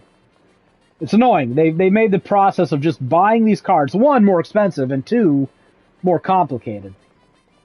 I think they started some of this stuff with like the Baldur's Gate set they did, which is a real shame. But I like the flavor on these Magic the Gathering cards through the fucking roof. 10 out of 10, top notch. The art, pretty fucking good. I'm not sure how many of them are actually good as like Magic cards. I think I saw 1 card that I'm definitely going to put in one of my decks, but other than that, you know, whatever, it doesn't matter. They're collectible, they got great flavor. If you're a Final Fantasy fan, I actually recommend them a fair amount. I mean, of course, you're a Magic the Gathering fan too, and you want to spend money on paper, but that's another thing. I'm pretty happy with what I got so far. Happy enough I'm contemplating buying more, but we'll see. I'm not sure that would be like all my fun money for July. And it's like, do I want to shoot off fireworks? Do I want to have some cards? I don't know. We'll see. Now I just thought of anything, because I'm like, do I have to buy anything? I gotta look at our game schedule. I do think I want cards more than fireworks. Send Greg your dupes. Well, here's the thing, Greg. Magic the Gathering you can have 4 of a single card in a deck. Unless it's a legend, then you can only have, well, you can only have the 1 in play. You can have you can have up to 4 cards in a deck, right? So I can have a full play set and still be fine. And then I've got a wife, and she's got it. So really, the only way you'd get anything is if I had 9 of them. And sure, there's going to be some commons in there that I'll get 9 of, but probably not anything you're going to really want. Like you're not going to get Cloud or Sephiroth or any of those guys. Like 9 of them. Not for the amount of money I'm willing to spend on it anyways. I need to think if I want to shoot off fireworks. I'm not really feeling very patriotic right now. I recognize some of the land cards. No, that's the thing. Like, everything in the set has flavor. Like, I actually got a unique land card that is the city of Midgar, which is kind of fucking cool. Like, no, it's just, it's pure fan service and nostalgia for Final Fantasy geeks. That's what it is. I got a diamond weapon card. That's pretty cool. Like, is it good in game? No, but I'm still like, it's a big fucking stompy monster, which I already like, and it's a big stompy monster from a video game I like. So it's, you know, Like, double big stompy monsters.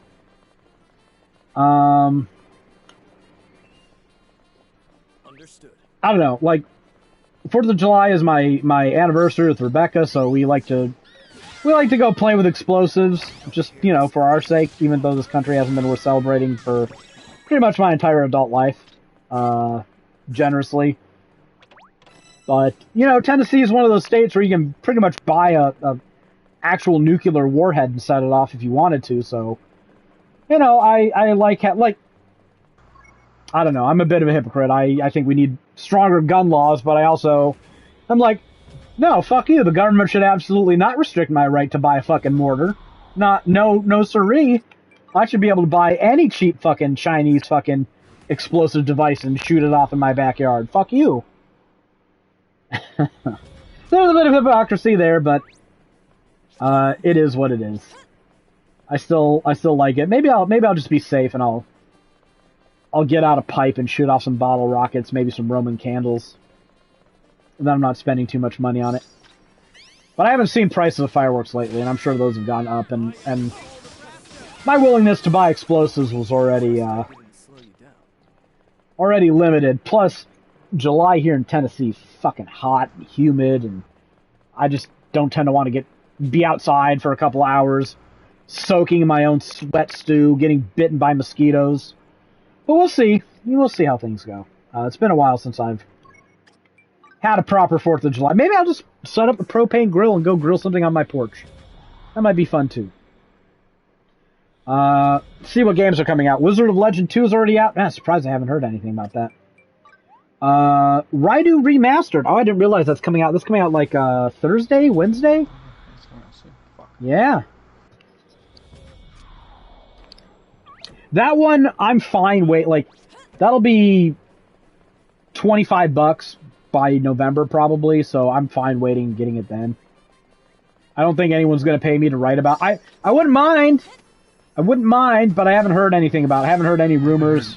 I haven't heard anything from fucking Howard in like a week and a half. I haven't heard anything from anybody in a while. I thought we'd be working on that Dune game, and I guess they're doing database stuff with it, but yeah, I mean, hey, fuck, I'm sure I could spoon feed some more pages out of Fantasy Life. Oh yeah, I mean, like, we could probably squeeze another week. It's just if they want to pay us for another week to do that. Fuck, it's doing good shit, so why not? Yeah, well, I'll write a page about getting the godfish. I was gonna write a page on that Darkfire stuff, and I saw you did it, and I was like, okay. But the sad thing is, I gotta admit, I almost want to replace some of your media, because I have a screenshot. I got a dungeon that rolled up with a monster encounter right off the main tile. I'm like, that's perfect! That's exactly what you want! But then I'm like, why am I gonna do work and replace a media that already, like, it's fine. His is further in the dungeon. I have 2 pages written up, I just had to get media for them. I mean, there's still all those, what are they called? Leafies to do, and then there's... You can do them. Okay. Yeah, I mean, you know what? They're like, I want a page, and then do the map stuff. I'm like, all right, well, I mean, you're not going to get a 2,000-word, in-depth, big page, and then a full day of, mapping. That just doesn't work. Yeah, Sophia was like, why don't you do a page on the new update? And I'm like, that's lowbrow shit. I mean, at this point, I'll write it. I don't give a fuck. I did a page on all mounts. Okay, I mean, if they want slop, I'll give them slop. I'll be honest, I like mapping. I do. It's therapeutic. I can just sit there and do 20-ish map markers, take a break, watch some YouTube, fuck with the dogs, whatever. And then do 20 more and just work on it throughout the day, get up to like 100 map markers. Feel pretty good about myself for a good day's work. I like it. I did 2 pages. I did a page on all mounts, and I did a page on farming cash nuts. I mean, all mounts would be pretty good.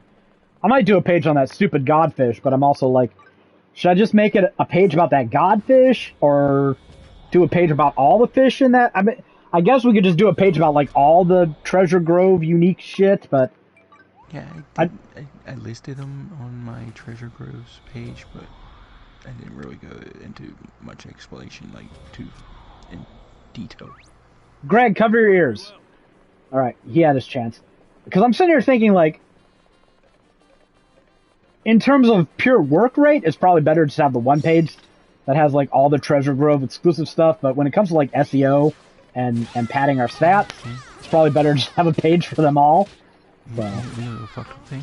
what's that? I finished with all the needing all the godfish stuff. Yeah. I got 3 godfish when I was re-rolling Treasure Groves today. That's how it is, isn't it? That's how it is. Well, you know what? Here's a way that we can do this. I'll write a godfish page. You write a page for the other fish, because I haven't seen those other fucking fish yet, so I couldn't do them if I wanted to, because I ain't got no media for them. And then we're making sure that we're not, because we're gonna write, we write differently, so it's not like we're just gonna be copying each other's shit, right? So Yeah. it'll make Google happy, and we'll get pages. There is a way to save scum. How? When you go to manually save the game, you can press square to enable cross save. Oh, okay, yeah, no, I get it. But you need an Epic. Well, you don't really need an Epic account. I have an Epic account. I didn't sign up. I think I just used the PSN credentials for it. Dude, I hate Epic. I hate the Epic store. I think it's just a complete, like, it adds nothing to the market, in my opinion. But I had to create one for, oh, what was that? Vampire the Masquerade game that was terrible, or Dead Island 2? I can't remember. One of those 2 games. And I'm like, well, I got the account, so I might as well just get the free games every time they offer one. You know, like, what do I got to lose by taking their shit for free? I have 40 games on Epic. I haven't purchased a single one. I have given them $0. And no regrets whatsoever. No regrets whatsoever. Hey, building a house outside counts as placing an object. I didn't know that. Apparently, I moved a house and I didn't. You could probably do a quick page on, like, the blue flowers or something. Yeah, I mean, like, we're not out of page ideas. I think I've covered most of the super in-depth ones I want to do, you know? Yeah. Like, I think we've got most of the quality out. We're just kind of, like, doing little pages for SEO. And that's fine, because Sophia wants us to write those up anyways. But I really want to just finish this map. Like, that's the kind of thing I'm mostly keen on right now. I did nothing for, like, 3 days. I mean, I did stuff Friday, and I'm probably gonna post something when I'm done with this podcast. But it's the weekend, so I'm like, you know what? I've worked pretty hard for them all fucking week, so I'm gonna go do some Doom right now. I pretty much did Doom all weekend. There's like one long chapter, a short chapter, and a moderately sized chapter. Now I just got the one long chapter left to do at the end. Doom is almost done. Yeah, that's kind of why I want to prioritize it. I just want to do just enough gamer guide stuff to count it as a day, and then spend hours on Doom to just finish it, just get it done with. Yeah, so you can get paid. So I can get paid. Yeah. And you know, then do AI Somnium Files, because getting paid for that. It's not a lot. It's not much of anything, but you know what? If it gets us the third game, then groovy. Fought your gear again for a pit. What the fuck is your gear?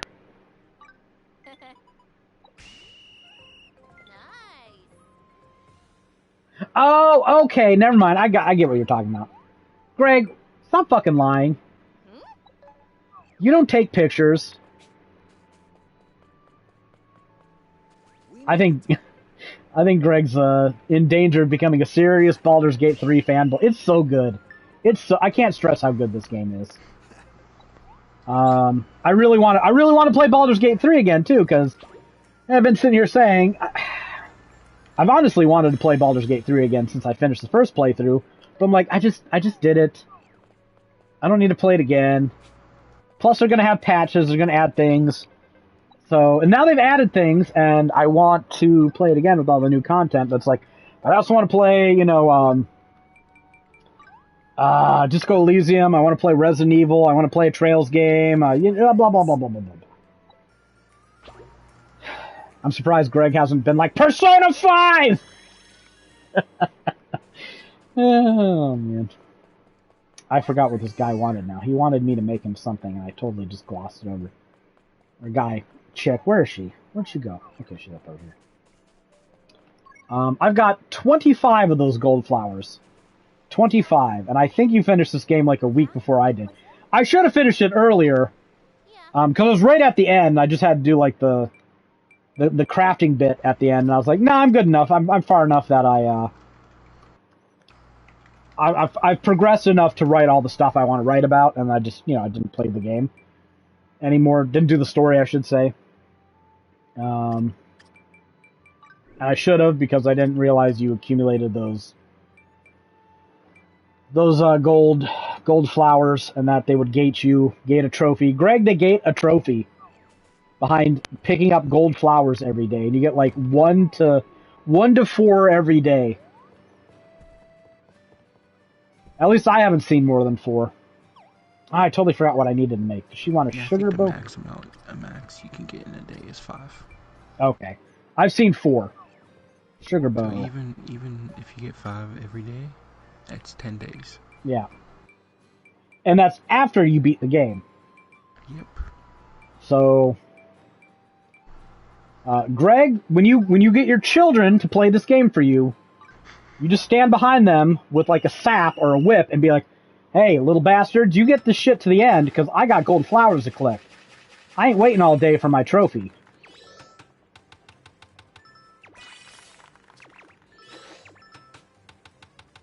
Sadie played some High on Life. What is that? Isn't that like a new game? Boy, she needs FPS practice. Dude, she's 15. You are out of excuses. Like, I could shoot when I was 15. Video games. I never was good at platforming. Well, I could shoot. And I don't know, man. I think you failed as a father, you failed as a man, you failed as a gamer, you failed as a human being, because you're from what you've told me about your children's gaming experience, they seem way behind the curve of where we were. Like 15, I was playing, she killed every Nazi in Wolfenstein at age 6. No, she didn't. No, she didn't. No, she didn't. She didn't do that second act and get through all those fucking, like, mutant Nazis. No, she did not. I don't believe you for a second. Don't believe it for a second. But, like, 15 years old, what was I playing? That was 2000, so...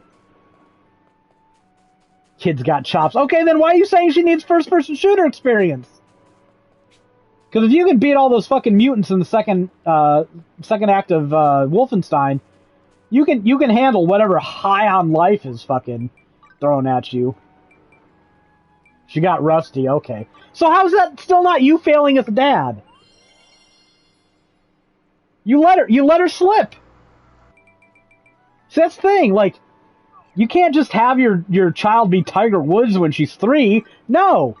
You gotta grind it in the whole fucking time, or else they're not gonna buy you a house later. Stone Golem, garbage. I don't want. Oh, no, I don't want to do that. All these accusations on father. Well, you know what?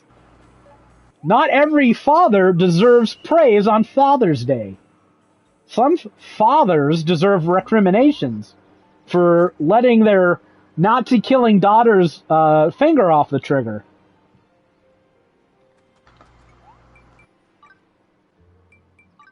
I don't know, man. We were... I dare say that we were all fairly... My brother wouldn't say that? What? What brother? I have no idea what Greg's talking... Oh. Well, actually, I do have a half-brother, but that's... I don't think I've ever shared that story. Anyways. Oh, is it a good fish? No. Who the fuck wants a rainbow flying fish? I can get those anywhere.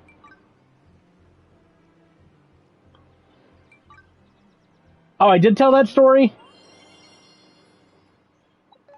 Oh, well. Plains Lordfish. No one wants that. But, like, I imagine we were all playing some games by the time we were 15. Like, I would... I'm not going to DSP here and say, oh, we are professional gamers, but we probably knew how to play some video games by the time we were 15. I don't think we would have had trouble with High on Life. 15. That was 1997 for me. 97, yeah. I'm sure it was 2000. You know what came out in 97? Final Fantasy 7. Yep. I I remember rushing home from school and playing it. Dude, I didn't get that game at launch. Like, I didn't have a PlayStation until 1999, so I had to sit there and be bitter on the bus when everyone was talking about it. Be like, whatever, my PC games are better. I put a lot of stock in early CRPGs, but the games I was playing at that time were not better than Final Fantasy VII. That was cope on my part. And you know how I know it was cope?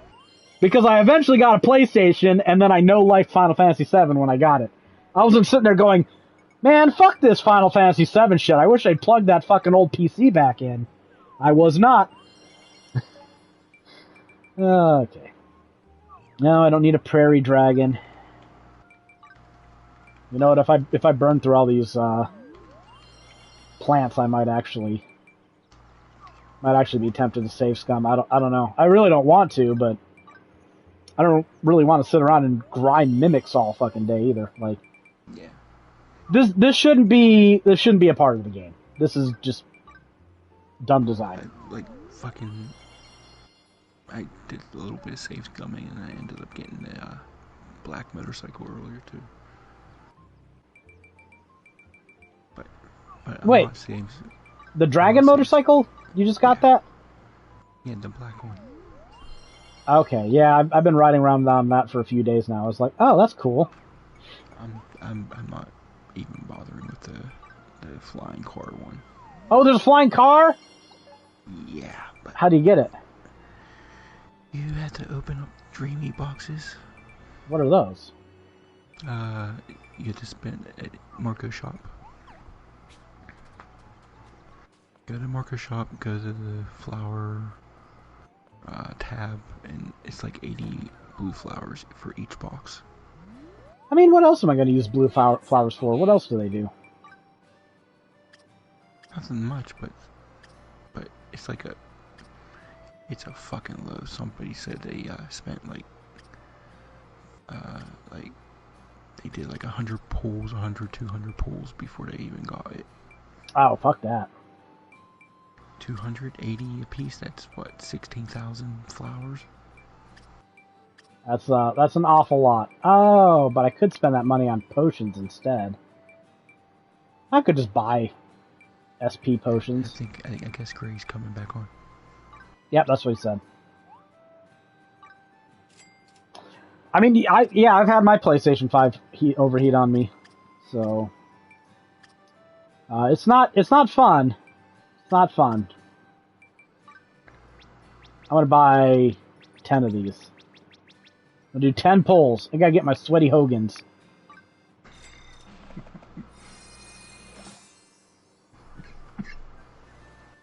Yeah, I don't think I got it. Tunico sticker, Black specs. Potion. Yeah, just got a bunch of stickers. Yeah, I wouldn't be surprised if it's like a 0.5 or 1%. Yeah, not doing that. Oh, I thought about doing a second run in East 10 to get the platinum. I need to do a first one, but The only sucky thing, Jared, is I didn't get the all quest trophy.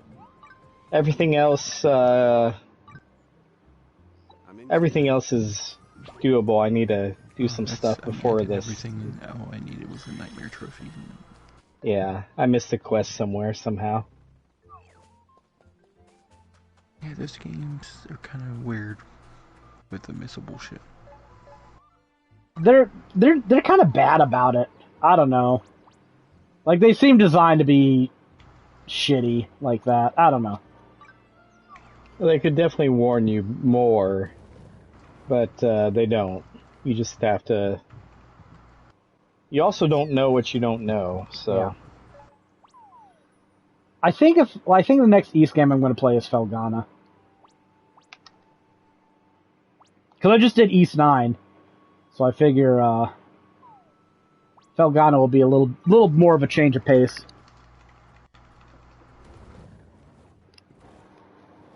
I'm not sure I care if I platinum that one or not. Looks kind of East 10-ish to me. Okay, buddy, just sell me something. Just sell me something good. Yeah, he didn't. Yeah, having to hunt for these like rare fish is it's just the worst, man. I'm gonna say actually something that sounds hyperbolic, but I'll defend it. This game has a worse grind than Diablo 2. Does it really? The reason it has a worse grind, Diablo 2's grind is longer, but Diablo 2's grind is one where you have more places you can grind, more enemies to grind, more variety in the grind, and you're not just grinding for like one or two things. You get runes, you get things to put the runes in, you get uniques, you get sets. So you could just get money and gamble, you get cube recipes. There's all kinds of things you could be working towards on Diablo 2. This game is just like, nope, I need this one fucking fish, so I've got to find these treasure grove saplings and plant them. And oh, a devil's fin. That is one of the things I need. Or you can go to these shops. I swear I've got most of my endgame stuff from just this shop, but that's just another flavor of RNG, you know? So, plus, Yep, you know, can't you fuck up because if you accidentally lower the area rank, well, you're not finding those rare items in the shop. oh, is that how it works? Yep, It's based on area. Okay, so I've kept all my stuff at area rank 5. I think everything is 5 or 6. Based on area rank and location, I think. Okay, that's a page that's probably actually worth writing up. Is just all these, like how the shop works. Basically, tell people, hey, idiots, you can get some of the end game stuff you need here. You don't have to plant 50 different treasure groves. Like, you get a jaw rune in Diablo 2, and it feels like you got a good fucking pull on the stick in a slots game, you know? But in this, it's like, oh my god, finally the stupid fish shows up. Because you know this thing should just be in the water somewhere. And I'd be surprised if they didn't just patch it to put it in the water somewhere later. Yeah, they should have everything in Ginormosia. Yeah, I don't even care if you have to grind up to rank 7 to get it. Just put it the fuck in there. At least that's the thing. What did I do? How did I plant that entire field at once? That was part of the update. Oh! Oh, I was gonna say, am I an idiot and I've just been fucking... Yeah. No, apparently, no, they added a watering animation so you can water the whole thing, too. Yep. Oh my god, that's a great update. Should have been in there from the launch of the game, but... They do need to just put everything in Ginormosia, though. At least they're listening. Yeah, no, that was annoying having to plant, like, a 3x3 grid of, like, farmland, one seed at a time. It's like, what are we doing here? This is not your first game of this type, so okay, well now I'm just gonna plant everything, because fuck it, what do I got to lose? I mean, technically, there was no farmer in the 3DS game. Okay, point is, this isn't the first farming sim that's been out. You can see what other farming sims have done.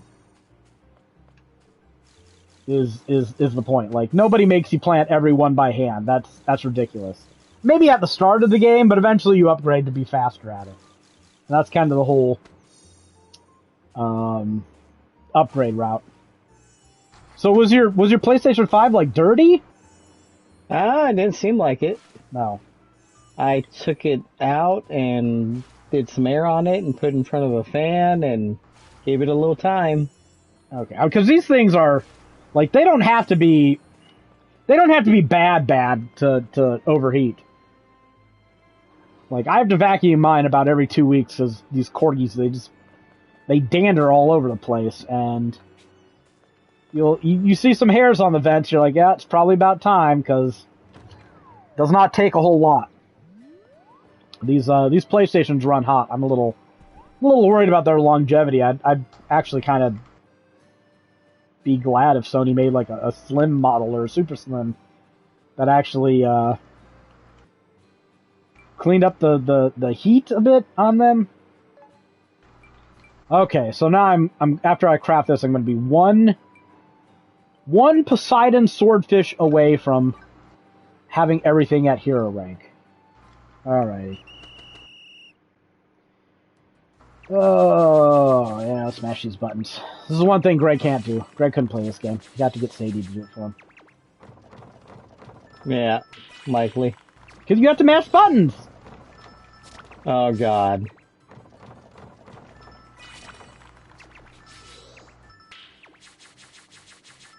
My nemesis smashing buttons. I don't know why it's a thing. What do you want to say? I managed to platinum Dave the Diver, so... That requires you to mash buttons? It sure does. I've never played it. Yeah. Reeling in harder fish is always a QTE. And the QTEs, they can either be like mashing buttons or timing something or twirling the freaking thumbsticks. You know how it is. I will say this game is insufferably cute, though.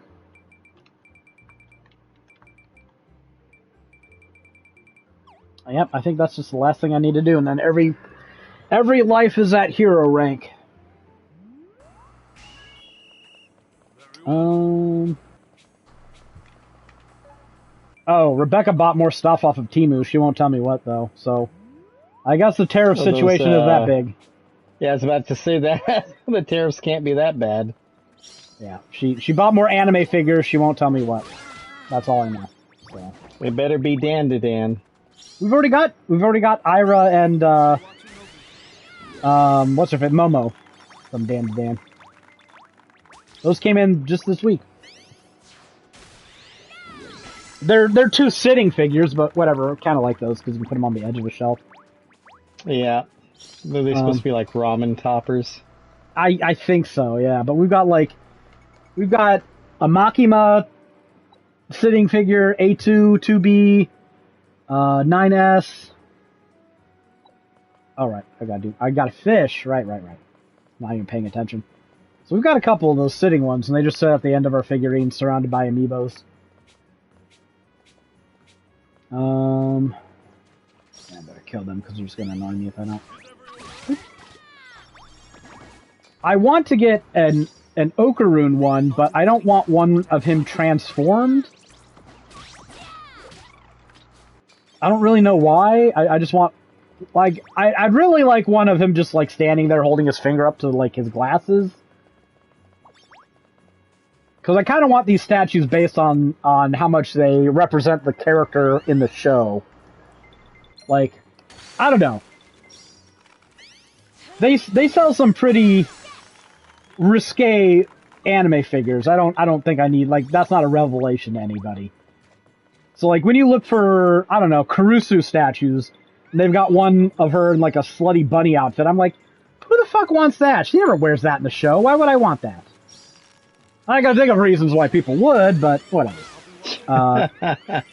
Not good reasons. Those are not the most purely of intentioned people. But no, I want one of her in that stupid fucking, like, button-up shirt she has with the dumb coat and shit. Like, that's what I want. I want something that resembles the character. Preferably if it's, like, the character in a pose or whatever that is, like, something the character in the show would actually do. So, I don't really want one of Okaroon when he's transformed. I want one where he's just Okarun. And those aren't as easy to find at a price range I'm willing to pay. So, I haven't gotten one of those yet. But believe you me, I'm sure Rebecca's looking. I'm sure she's looking.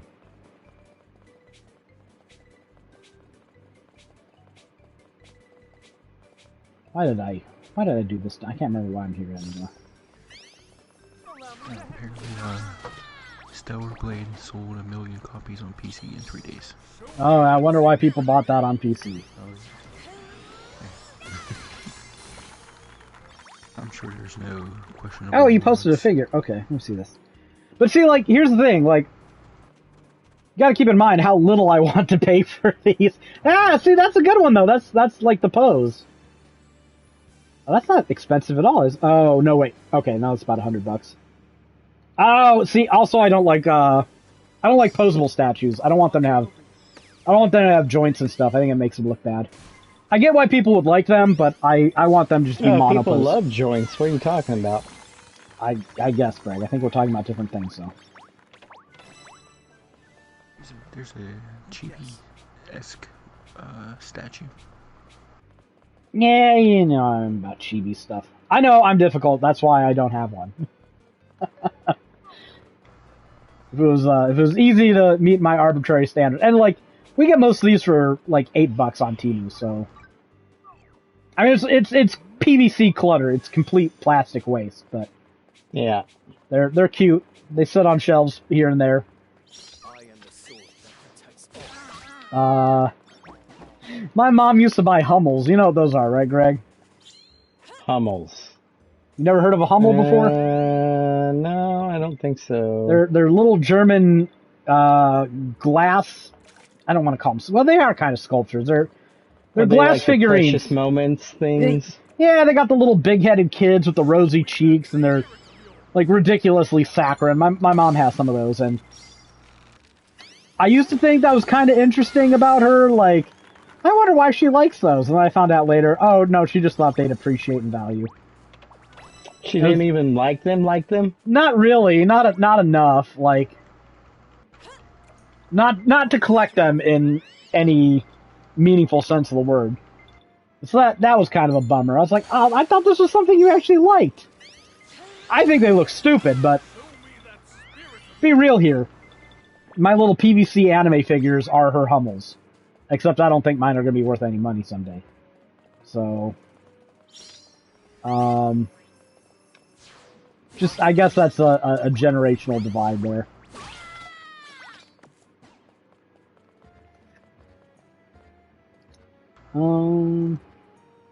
Yeah, but like that's kind of the Okarun I want, just in his school stuff.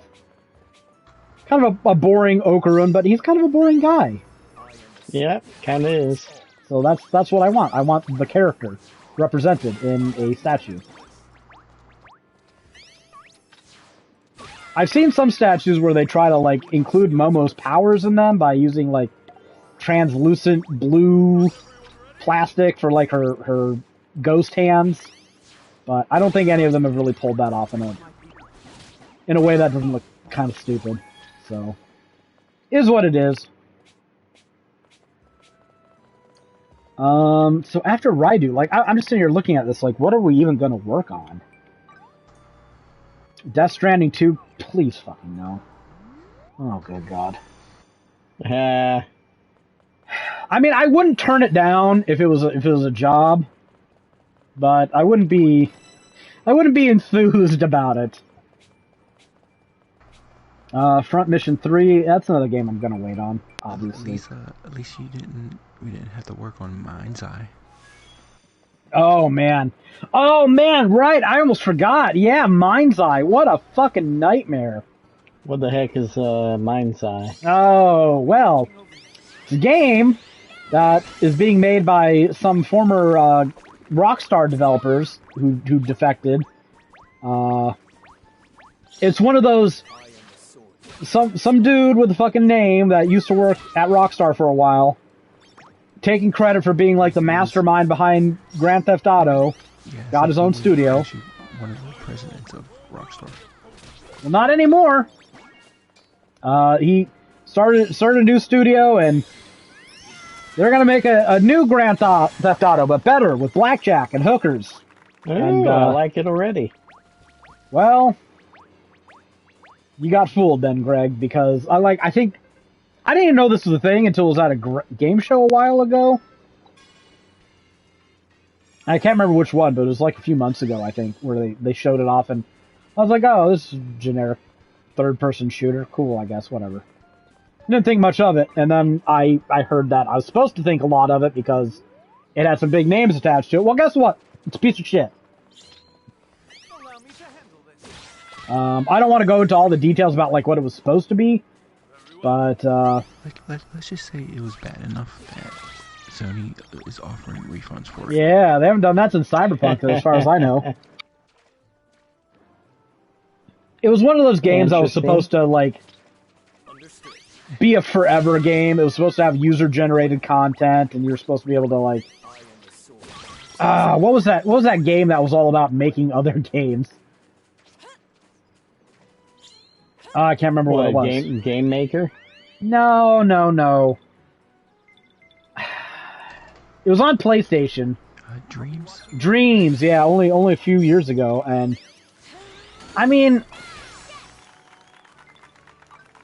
I don't want to say this like a dictum, but I hope it kind of becomes like a pretty much functional law of the market. People don't want to make content for you for free. This is something that publishers really need to get through their mind. Like, if they're talented to make something really good on Dreams, they can probably make something really good on Unity. It's more work, it's not the same, but creativity is creativity, and it kind of transfers mediums. So, I don't think there's a long-term market for people to provide content I'll do anything to protect my to people who view games as like a platform, you know? And this was supposed to be kind of like, Mind's Eye was supposed to be kind of a taste of what this platform could be if professionals were making a game on it. And they made a bad linear wannabe Grand Theft Auto game that, show me that spirit of yours. I mean, had shitty mini games, had performance issues, 30 frames a second on the PlayStation 5 Pro. Oof. Yeah, and it's linear. It's just the illusion of an open world, so it's not even really a Grand Theft Auto clone. So That spirit of yours. that's a boondoggle. That happened. We'll see how that goes. Maybe they'll have a redemption story. But you had two executives quit a week before the game launched. That's usually not a good sign, you know. And then you had like one of the head developers sitting here like making up conspiracy theories about Rockstar trying to sabotage them before the game launched, and it's like making up excuses before your game even hits the market is not a good sign usually. I'll do anything to protect my So after that, Patapon, Neverwinter Nights 2, Killing Floor 3. See, the problem is I'm only following games that I'm kind of interested in, understood. and there's probably not a As lot one of those. does. Well, there's not a lot of those that are going to be guides on Gamer Guides. Most likely. I think maybe Killing Floor 3 has a shot. I think maybe Death Stranding 2 has a shot.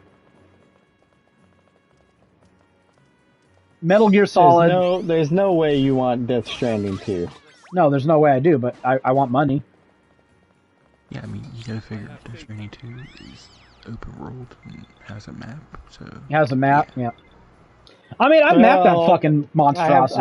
I have a feeling. I don't know if Doom is getting any hits, but I haven't looked. I'm sure you could keep working on Neo Seeker. That's for sure. I mean, I am not opposed to any and all jobs. Look at this. I'm saying I would fucking map fucking Death Stranding, Greg. Okay? It doesn't sound Yeah, like you're I'm desperate. turning down. I'm not desperate. Like, I've worked. No, desperate. I don't. Extreme desperation. Here's the thing. Here's the thing. I don't want to get in the habit of being a guy who says no. Right? Like, I don't think that's a good career move. And I don't think I have to like a game to do good content on it. Actually, I'm certain that's the case. Said no. I said no to Howard before, but I've said no to Gamer. I said no to what was that Dynasty Warriors Souls game. I pretty much said no to Souls games, even though they did hook me in on one of them last year, and I hated it. But everybody hated it, so I didn't feel bad. I can't remember the name of it anymore. Whatever, doesn't matter. It's probably going to flop and take the company down with it. The third-person isometric Souls-like that was made by the Ori of the Blind or whatever developers. The Red Sword Awakened. Yeah, that one. Yeah, that kind of sucked. I don't think anybody liked working on that. Yes. But yeah, I said no to that Dynasty Warriors ass fucking Souls game. I was just like, Understood. no, I don't want to do this. So that was back when I was still under contract. So I don't know if I had more sway or less, but they had enough people working on it. They didn't need me suffering too. Eureka essence. I am the sword that protects all. Metal Gear. They're probably gonna do a guide for Metal Gear Solid. I have faith in you. They talk about wanting to do things that will get them traction. They'll get them hits. They'll get them business. But Metal Gear Solid should be one. Well, it depends. It depends how many people are covering it, whether we get a code, a lot of things. Like, a game being popular and selling well, it does not correlate with guide success, unfortunately. I have faith in you. But there's an odd coincidence I've noticed where games that Claire is interested in tend to get guides. So, Borderlands 4 seems fairly likely. I'd be surprised if we did nothing for Borderlands 4, but I don't remember them being all that big on Borderlands 3, and I thought that was a no-brainer. So, we'll see. We'll see. There we go. I got my fish. Time to move on.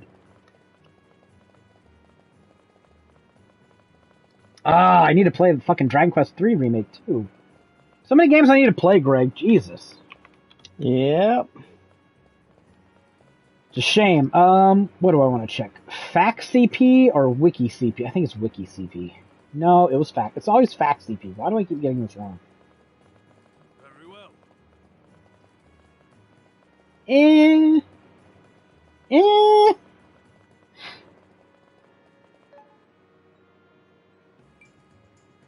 Not the most traffic in the world on Doom. Let's just say that. 21,000. Well, at least it's doing better than. Oh, no, it's actually doing the worst of all my wiki walkthroughs. Oh well. Not like we didn't have a shit ton of content for it in the first week, because we had a lot. I think that's when I blitzed like the first 7 chapters, and then you started doing 8. We had a lot that first week. A lot of on Doom? Yeah, a lot of pages on Doom that first week. Okay, so I need to harvest veggies and almost have this 3D cyber thing in System Shock is weird. It's like a space shooter. Ew. For the hacking segments. Yeah, you would probably hate this, but it's trippy. I like it. I do have access to hits on Neo Secret. I don't see why they would take that away. I thought I didn't, because I didn't know how to access it. No, they never got rid of my stuff ever, so... Because it's in a weird spot. Yeah, I think I just found it the first time by just clicking around, like, what the fuck is a fact thinking? Yeah, apparently my Monster Boy in the Cursed Kingdom did pretty well. How much is that? 1.9 million. Oh, that's pretty good. Fire Emblem Three Houses, 2 million. That's the best one I've got up there. Axiom Verge 1.1. I'm surprised that did so well. My Persona Q2 did about 600,000. That's not bad either. My Like- my Land Grisser guide, I never finished it. You never finished Persona 2Q? No, Land Grisser. Oh, Langrisser. Why didn't you finish Langrisser? I don't know. I'm I've surprised. yet to play that game, but I feel like I should. It was pretty boring. It's super generic. Yeah. See, Greg, you didn't like Diofield, so you're probably not going to like Langrisser. Well, I mean, Diofield was also super generic, but at least, like, Langrisser came out on the fucking Sega Genesis, for fuck's sake. Yeah, Is that yeah, is that it a was, point for it? It's way older. It's not like it was brand new in 2023 and still bored me. But I mean, this is a remake, and your casters cannot move and then cast something. Ooh, that's rough. Yeah, they either cast something and can't move, or they move and can't cast. I don't like They're that. they're basically artillery units from Advanced Wars. No, you said artillery units, and I was thinking of Wargroove.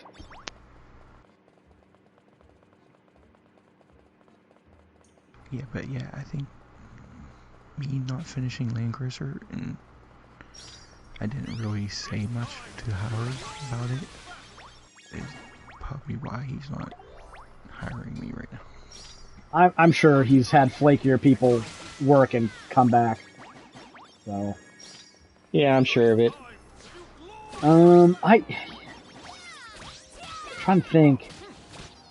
I mean, even if you start something and be like, nah, this isn't me. Like, I was about to say I can't imagine writing for something I'm not into, but I've done that plenty. but not for like paid projects. Like if I'm getting paid for something and I start playing it and I find out that this is just not me, like what point is there? People can tell when you hate something. I don't know. I'm pretty good at lying. I'm pretty good at lying in my guides. Like, if I'm getting paid, I will trim the fuck out of that snark. I will do a reread and I will call that shit. I'm a professional. Well, I did write me. Diofield, so I guess they got some leg to stand on. See, I didn't hate Diofield, but I wasn't writing for it, so that probably didn't hurt. How much stuff did you have to trim about Renoa? I didn't trim any of that. Someone else did that. They sabotaged that guide there. That was all gold. They should have left it. Because she's an evil, entitled, spoiled, useless bitch, and I hate her. And then the glow up we gave to Dave in Final Fantasy 15. Okay, but that was like positive, right? That was the opposite of like me being passive aggressive and just like making snipes about everything in that game I hated. That was me finding the one thing that was inoffensive and unremarkable that didn't make me hate it and going, "It's Dave, our best friend, Dave!" Yeah, because I'm sure you could have written up a lot of shit about Pronto. I didn't though, did I? Nah. I didn't have the time to do that. We were under the tightest fucking deadline ever. Like 10 days to get that fucking thing, or 2 weeks or some shit. That was an effort. That was an effort. Let's say that. I'm surprised that Axiom Verge got over 1 million because we didn't write that when it was new. Like that had been out for a while. So you know what that tells me, Greg? People are like, "Wow, these guys are really fucking good." Like we just drew traffic in. No, we drew traffic to that site through sheer That game quality. also has all the secrets ever. Well, yeah, no, it's a verdant field for a guide, but we sowed really well and we reaped a good amount of traffic from it. Yeah, I like that. That game was fantastic. I never did get the platinum. You didn't? No. I never did the speed run. I did it twice. I got 2 platinums on it. I did that on purpose too. I was like, I finished the first platinum, and I was like, it's not that I had so much fun speedrunning it, but I'm like, I'm gonna forget everything, every trick. If you don't do it. So I was like, I better just do this now while I'm like as close to like my own personal prime as I'm going to be. So yeah, I speedrun that shit and didn't hate it. I had fun. I don't think my speedrun times were impressive by any means, but it was impressive enough to give me a It's a platinum. good game. It's a good game. Yeah, I liked it. I remember one thing about that game. You told me there was a secret item that I was gonna absolutely throw a fit about getting because you had to like jump up in the air and shoot that fucking thing that you let you teleport or whatever, and then I can't remember. There's some trick shot platforming you had to do, and I got it on my like second or third try. I'm like, that wasn't that bad.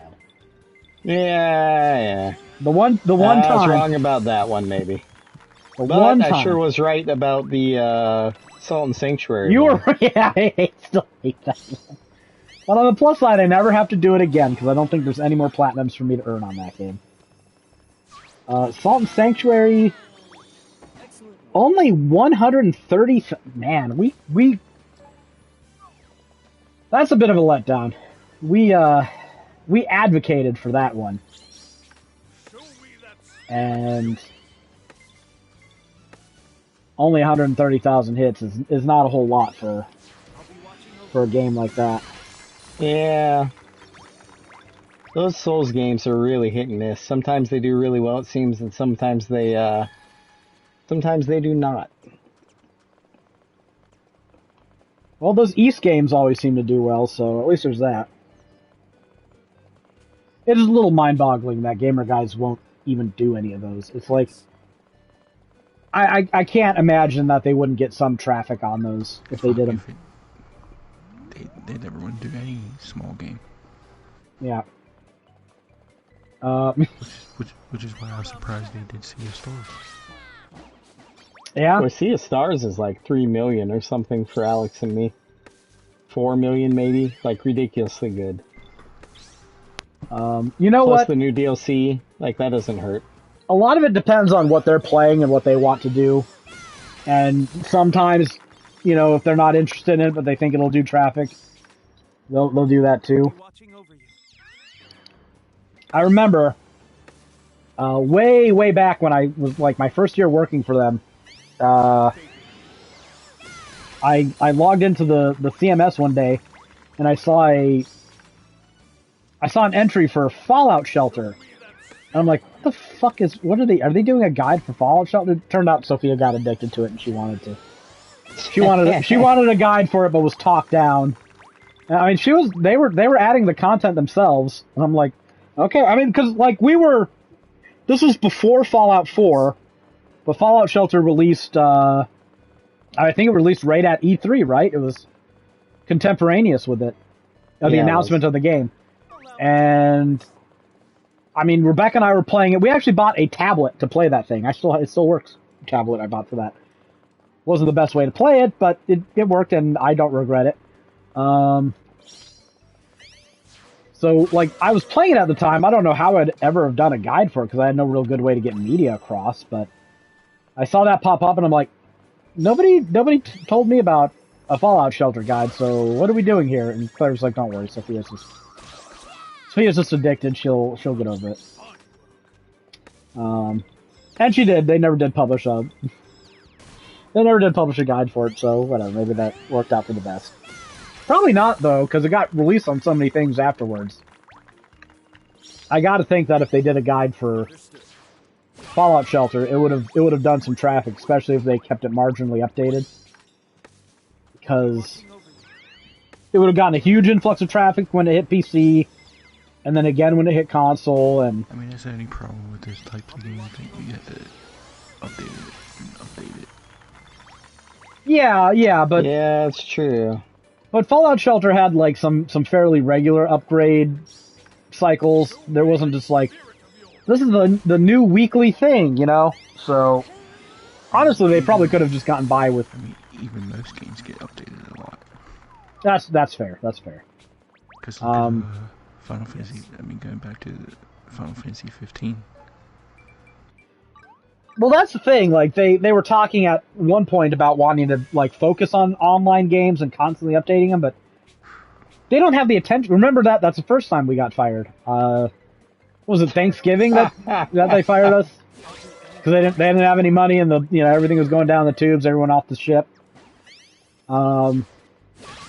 Sophia was like, yeah, we might rebrand as like esports and online games. I'm just sitting there thinking, you don't have the attention span to do that. You're not gonna hire somebody to just like do Final Fantasy 14 for like the entire time. Is what you'd need. You would need people working on it. Maybe not nonstop, but they'd have to constantly go back and revisit it, and like you're gonna get sick of diminishing returns, and you're not gonna put in the money and effort. But then again, they did that for Diablo 4. Like they were putting me on new seasons every once in a while, and we did Vessel of Hatred, so it's I don't know. Stuff for Path of Exile 2. I did. Well, I didn't do any updates for it though. Yeah, and I mean they did some stuff initially. No, I know. I was one of the ones doing it. Path of Exile 2. Yeah, I think we played all the content they have now. We'll see if they go back to it when they release more content. Right now, I think they're just fixing up all their balance issues. I think they did what everybody does. They overtuned it, and then everyone got fucking sick of it and stopped playing and left negative reviews, and now they're trying to get the balance right again. That's the thing, like, it's very hard to make everybody happy with those games, because not everybody wants to have to spend 1,000 hours to get a good character in those games, but if you don't, then the diehards are going to finish it within a week. And I don't know. I don't know if there's a good solution to that. All right, but I'm kind of out of shit to talk about. This will be a rare occasion of me leaving the house tomorrow. We'll see how that goes. Provided Rebecca doesn't, decide, nah, I don't want to do that. We'll see how it goes. Or maybe I will. I really hate movie theaters. I've always hated them. Yeah, but it's Dan to Dan. Come on. It's Dan to Dan. I can sit there for an hour and a half for Dan to Dan. Probably. Not really a whole lot. I mean, I'm interested to see these Raidu reviews, so that'll probably be a subject for the next podcast. I don't think anybody is buying Raidu day one. No. And I guess I'm gonna have to pay a little bit more attention to Death Stranding. Unless miraculously someone says, "Oh, you want to do Raidu?" I don't see that happening. I really don't. Like, we would have. The only way that would happen is if we got a code for it. And I haven't heard anything about a code for it, and I don't think it's. What's that, Jared? I said we would have had codes by now. Yeah, we would have had codes by now. Well, it's too late. It's too late. We don't got enough of a lead to make use of codes, even if we had them. So, like, they're gonna want a week or two before really. And I don't think this game is gonna have a lot of mapping to go in with. See, that's the thing. Like, they want maps, and I get it, and I like doing maps. It's busy work that I enjoy doing, but they also have this database, and you're telling me that a database wouldn't be really good for a Persona game? I don't know. They did SMT5 though, so who knows? Who knows? But I think, given the way they've been doing business recently, that we would have known about it at least as a possibility a week or two ago, if they plan to do it. And since they aren't, I mean, of course they might have gotten codes and doing a review for it, but they didn't say anything. Yeah, well, yeah. If they were, I'm not talking about a guide. They didn't say anything to me. So as far as I know, they're not doing anything with it. Thanks, random person posting German nonsense. .ru. Okay, even worse than German. Random Twitch post. So I don't think we're doing Raidu. I'd be very surprised if Gamer Guides did Raidu. I'll just milk Fantasy Life. Yeah. Yeah, I mean, whatever. It's what... Till they kick us off it. All right. Well, that'll do it for episode, what is this, 447? I don't even know. 447 of the 3G podcast. I should send a message to that Aqua Walrus guy on YouTube. He's somebody I want to talk to. I should send you a link to his channel. You keep saying that. I should. I actually went so far that I got his email account. So I really am thinking about it. Just actually sending the email. But I think that'd be fun to do. Maybe I'll work up the nerve and send him an email. See if he'll hop on here. I mean, what do I got to lose? Yeah, zero, nothing. You don't want to talk? Fine, whatever. It's not like you're gonna build your channel by coming on here. Anyways, that'll do it for this episode of the 3G podcast. Till next time, see you all later. We will be doing AI, the Nirvana Initiative, at least talking about it next week. So Doom should be done. Visual Novel Book Club coming back. Done. How far away is AI? I mean, literally all the media, but I don't think there's going to be that much media on that guide. What do I need to take pictures of? I need to take pictures of the collectibles in the Somniums. Maybe some of them. That would be like the biggest things to do, and you can go back and just replay them. No, easily. yeah. I'm not. No, that's not even an issue. That's all. In fact, that's about all I would do, unless there's just pictures you really like. Remember, I want to put. Well, when I say pictures you really like, I mean stuff that you personally like. This is too good not to take a picture of. You know, that type of thing. Most of it would be decorative, like Date running off with that receptionist. That's probably going to end up. They in don't there. really show anything though. No, but it'll just be the text. Like, I don't want to leave the guide barren. I think it looks bad. Even if there's no. This is you're getting $50 for this. Let's not go crazy. I'm not going crazy, but could it end up with 50 screenshots? Yeah, I don't think that's crazy. That's pretty low effort for me, honestly. Hey, another Devil's Fin. You know what? I only have the one, so I'll buy it. Magic Ore, Evil Carp. I don't imagine it'll take long. Because there's just probably not a whole lot to do. Cleanup, editing, images, writing up a trophy guide, which shouldn't be that much work. I think I already did that. Oh, did you? I? I don't know. I'll go look. But, no, it shouldn't be that hard. Even if the media is decorative, I want something there to break up the text. I know that's unfathomable to you, but I think it looks better. Makes the guide super pretty. Makes it flow. It's like driving on a road without any road lines on it, you know? Still works as a road, but you kind of miss them after they've been gone a while. Freedom. Freedom from the bonds of media. All right. Anyways, till next time, see y'all later. See ya. See ya.